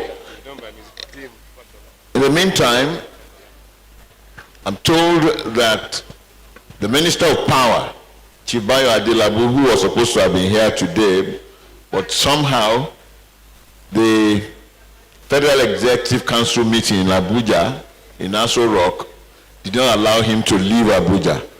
We certainly feel him. And I'd also like to acknowledge the presence of Honorable Remi Oseni. Is he still around? He has gone. And Venerable Engineer Leke Dina, I don't know whether it's still venerable. Venerable Engineer Leke Dina, you're welcome, sir. Most welcome, sir. Your Excellencies, distinguished guests, ladies and gentlemen, at this point, I'm going to ask for just 1 or 2 minutes. Falola, are you standing by? for one of the recipients of the SAF Scholarship Award.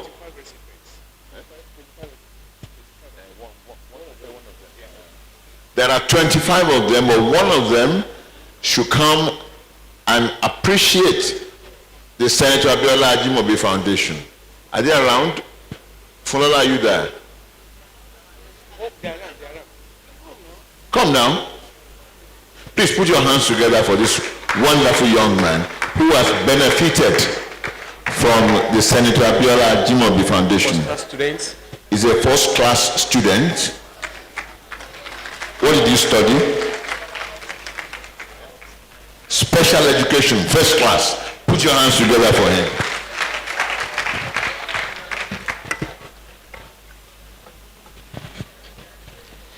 I would like to stand on the existing protocols. I am Adediran Abdulmujib Adewale, a final year student of the Department of Special Education, Faculty of Education, University of Ibadan. On behalf of the beneficiaries of the Senator Abiola Ajimobi Foundation Scholarship that are present here today, I would like to sincerely appreciate the organizers of this event for the opportunity given to us to be present here today. The topic of this year's conference is a very relevant one, and I want to assure you that we've really learned a lot, and we are now better than what we were before. Senator Abiola Ajimobi of blessed memory, as a governor, means different things to different people. To some, he is the architect and then the builder of modern Oyo State, and then to some, he is the Kosheleri of Oyo State, being the first governor to serve for 2 consecutive terms, 2011 to 2015, 2015 to 2019. It has never happened before.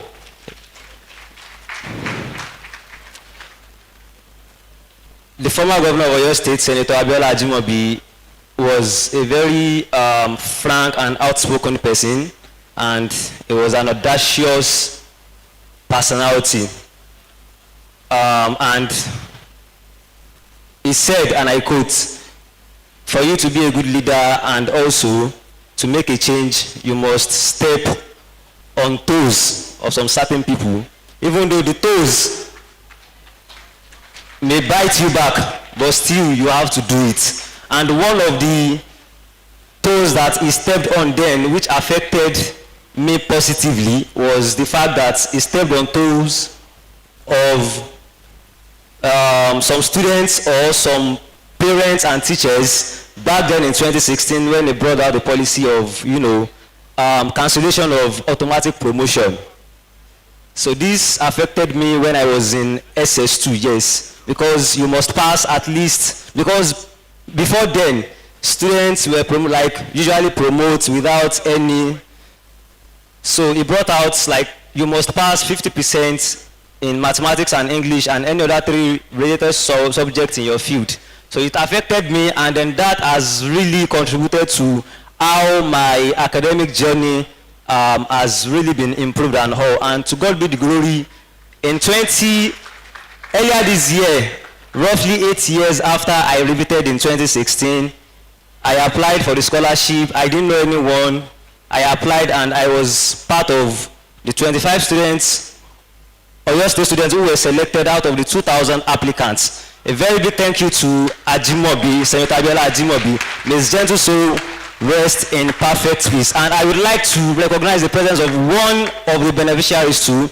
He just graduated from Federal University of Technology, Akure, and then he graduated as the 2nd overall best student in that university. He was also the beneficiary of this award. Thank you, and God bless you. Yes, he's here, sir. Where is he? Put your hands together for him. Your Excellencies, distinguished guests, ladies and gentlemen. His name is Ridwan. Here he comes. His name is Ridwan. God bless you. We will have the vote of thanks before we go to the cutting of the 75th posthumous birthday cake, and that will be the end for the 7th roundtable. Can I invite the Daudu, Alhaji, Dr. Idris Ajimobi to give the vote of thanks. Idris Abiola Ajimobi to give the vote of thanks. Thank you so much. Oops, I hope this stays. Good afternoon, distinguished guests, esteemed dignitaries, ladies and gentlemen. It's with great honor and profound gratitude that I recognize the presence of our esteemed guests at the 7th Annual Senator Abiola Ajimobi Roundtable. Your Excellencies, your presence here today is a testament of your shared commitment to the ideals that my late father, Senator Abiola Ajimobi, represented. Please permit me to acknowledge and recognize the presence of some of our distinguished guests. The representative of His Excellency, President Bola Ahmed Tinubu, GCFR, Dr. Peter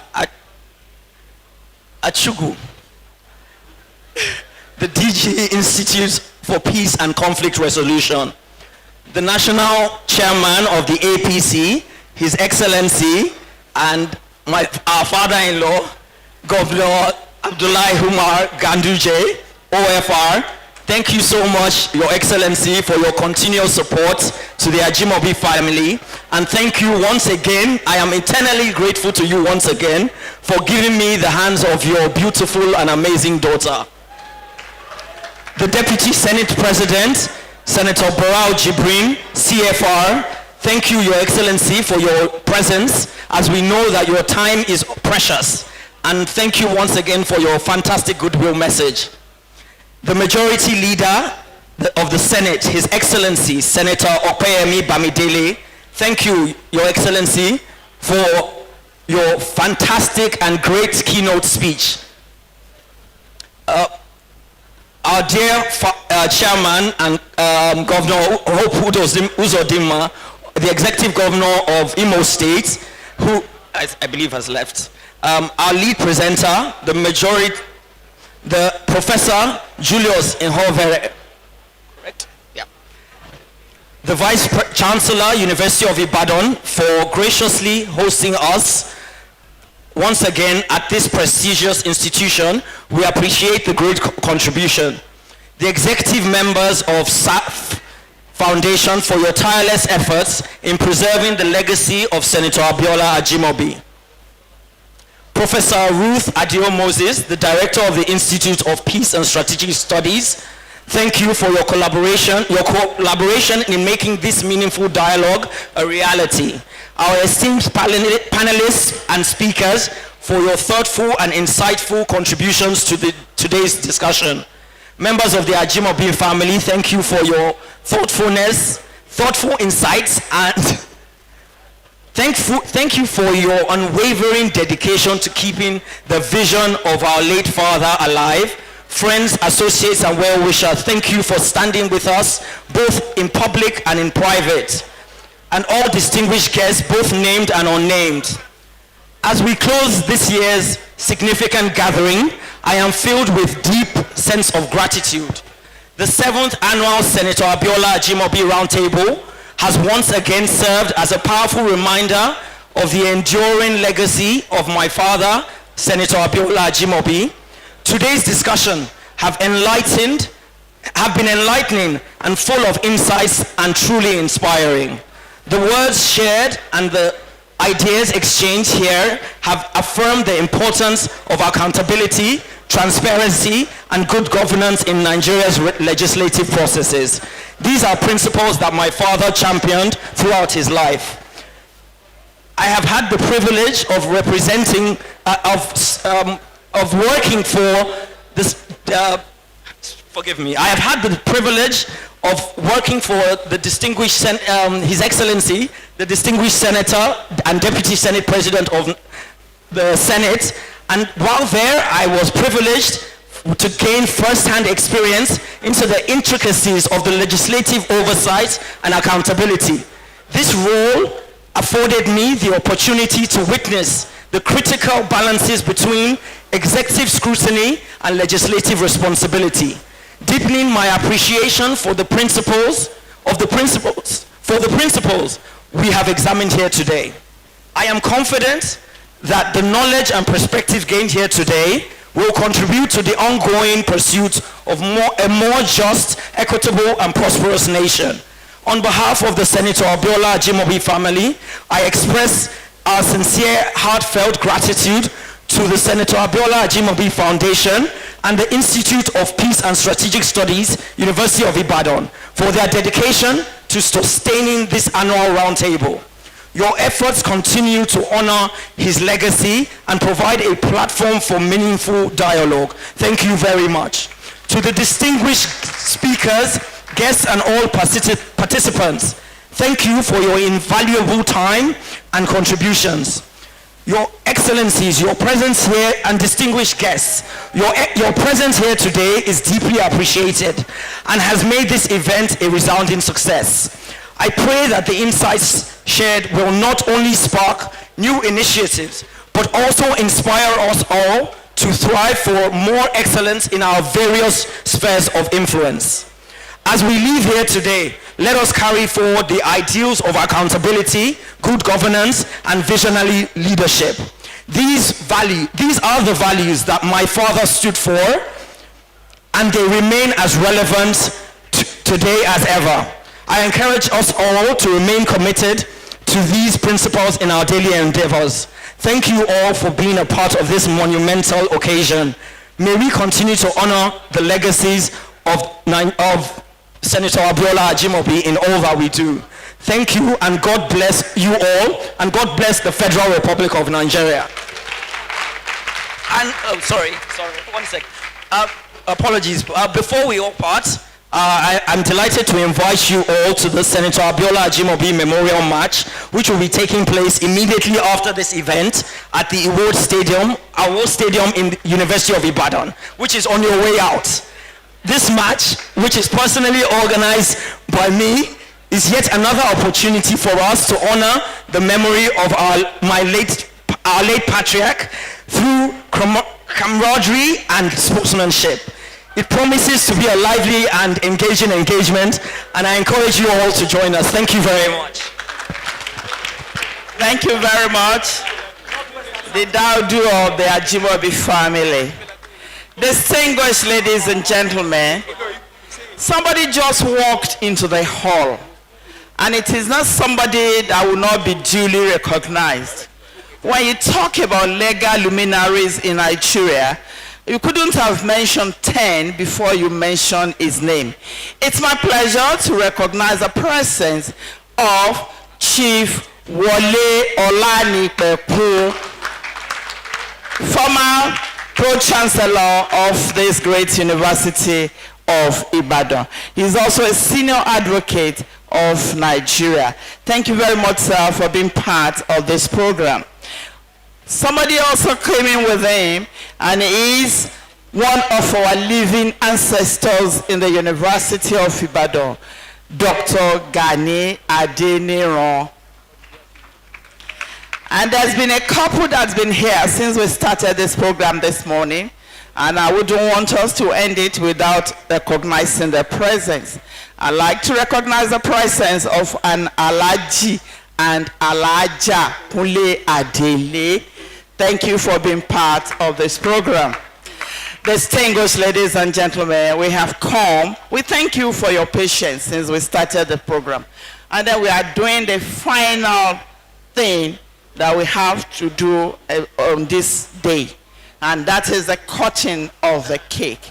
It's not going to be supervised by me, but by our mama, a former minister of this Federal Republic, ageless beauty, delectable, highly revered Ibadan traditional ruler, leader, Chief Onikepo Akode. Please put your hands together as she steps out majestically to conduct the cutting of the cake.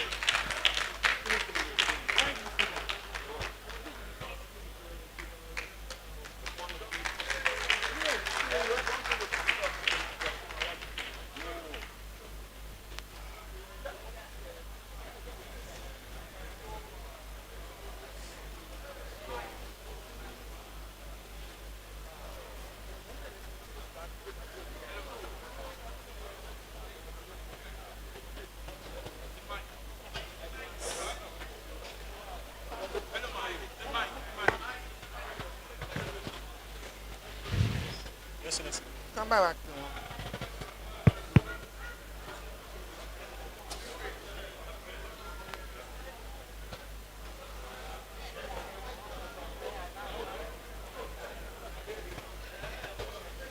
Your Excellencies, distinguished ladies and gentlemen, I would like to invite Your Excellencies to join us for the cutting of the birthday cake. Representative of the President, you are invited. You are also invited. My in-law, you are invited. Your Excellencies, Royal Fathers, you are also invited. Yellow Day of Lagos, you are also invited. Please join us. Sorry.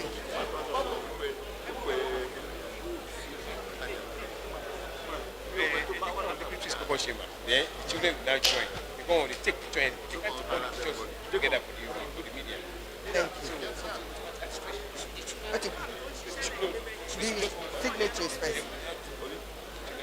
Okay, so the children should go. But they will come. The children must come as well.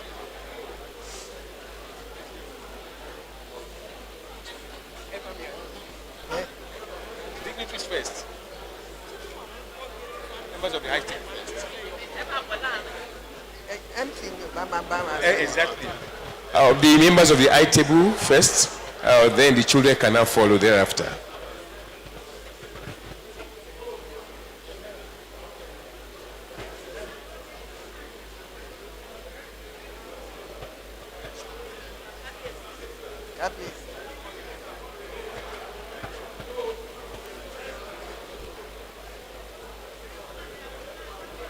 Your Excellencies, distinguished ladies and gentlemen, it is my pleasure to be here this afternoon. I have attended all the Ajimobi's Roundtable programs, every single one, the 7th one, and each year it gets better. I'm quite impressed with the attendance, the quality, and the presentations. In fact, I have been a member of the Federal Executive. My takeaway this afternoon is that the legislators should tell their own story. Because if you don't tell your story, people will tell them in the way that it will benefit them. Please let people know what you are doing. You are doing extremely well. I know, but let other people know what you are doing. Thank you very much. The late Senator Ajimobi was a great achiever. A man who has touched many lives in many positive ways, including mine. I have a testimony to say about him. And that is why I must always attend the round table. The wife, Dr. Mrs. Ajimobi, you are a great woman. You've done extremely well. You are an icon. You are a legend. Please, she needs to be celebrated. Please help to give her a big round of applause. This is 75 5th year posthumous birthday of the late Governor Kushaleri #1. I'm going to spell Florence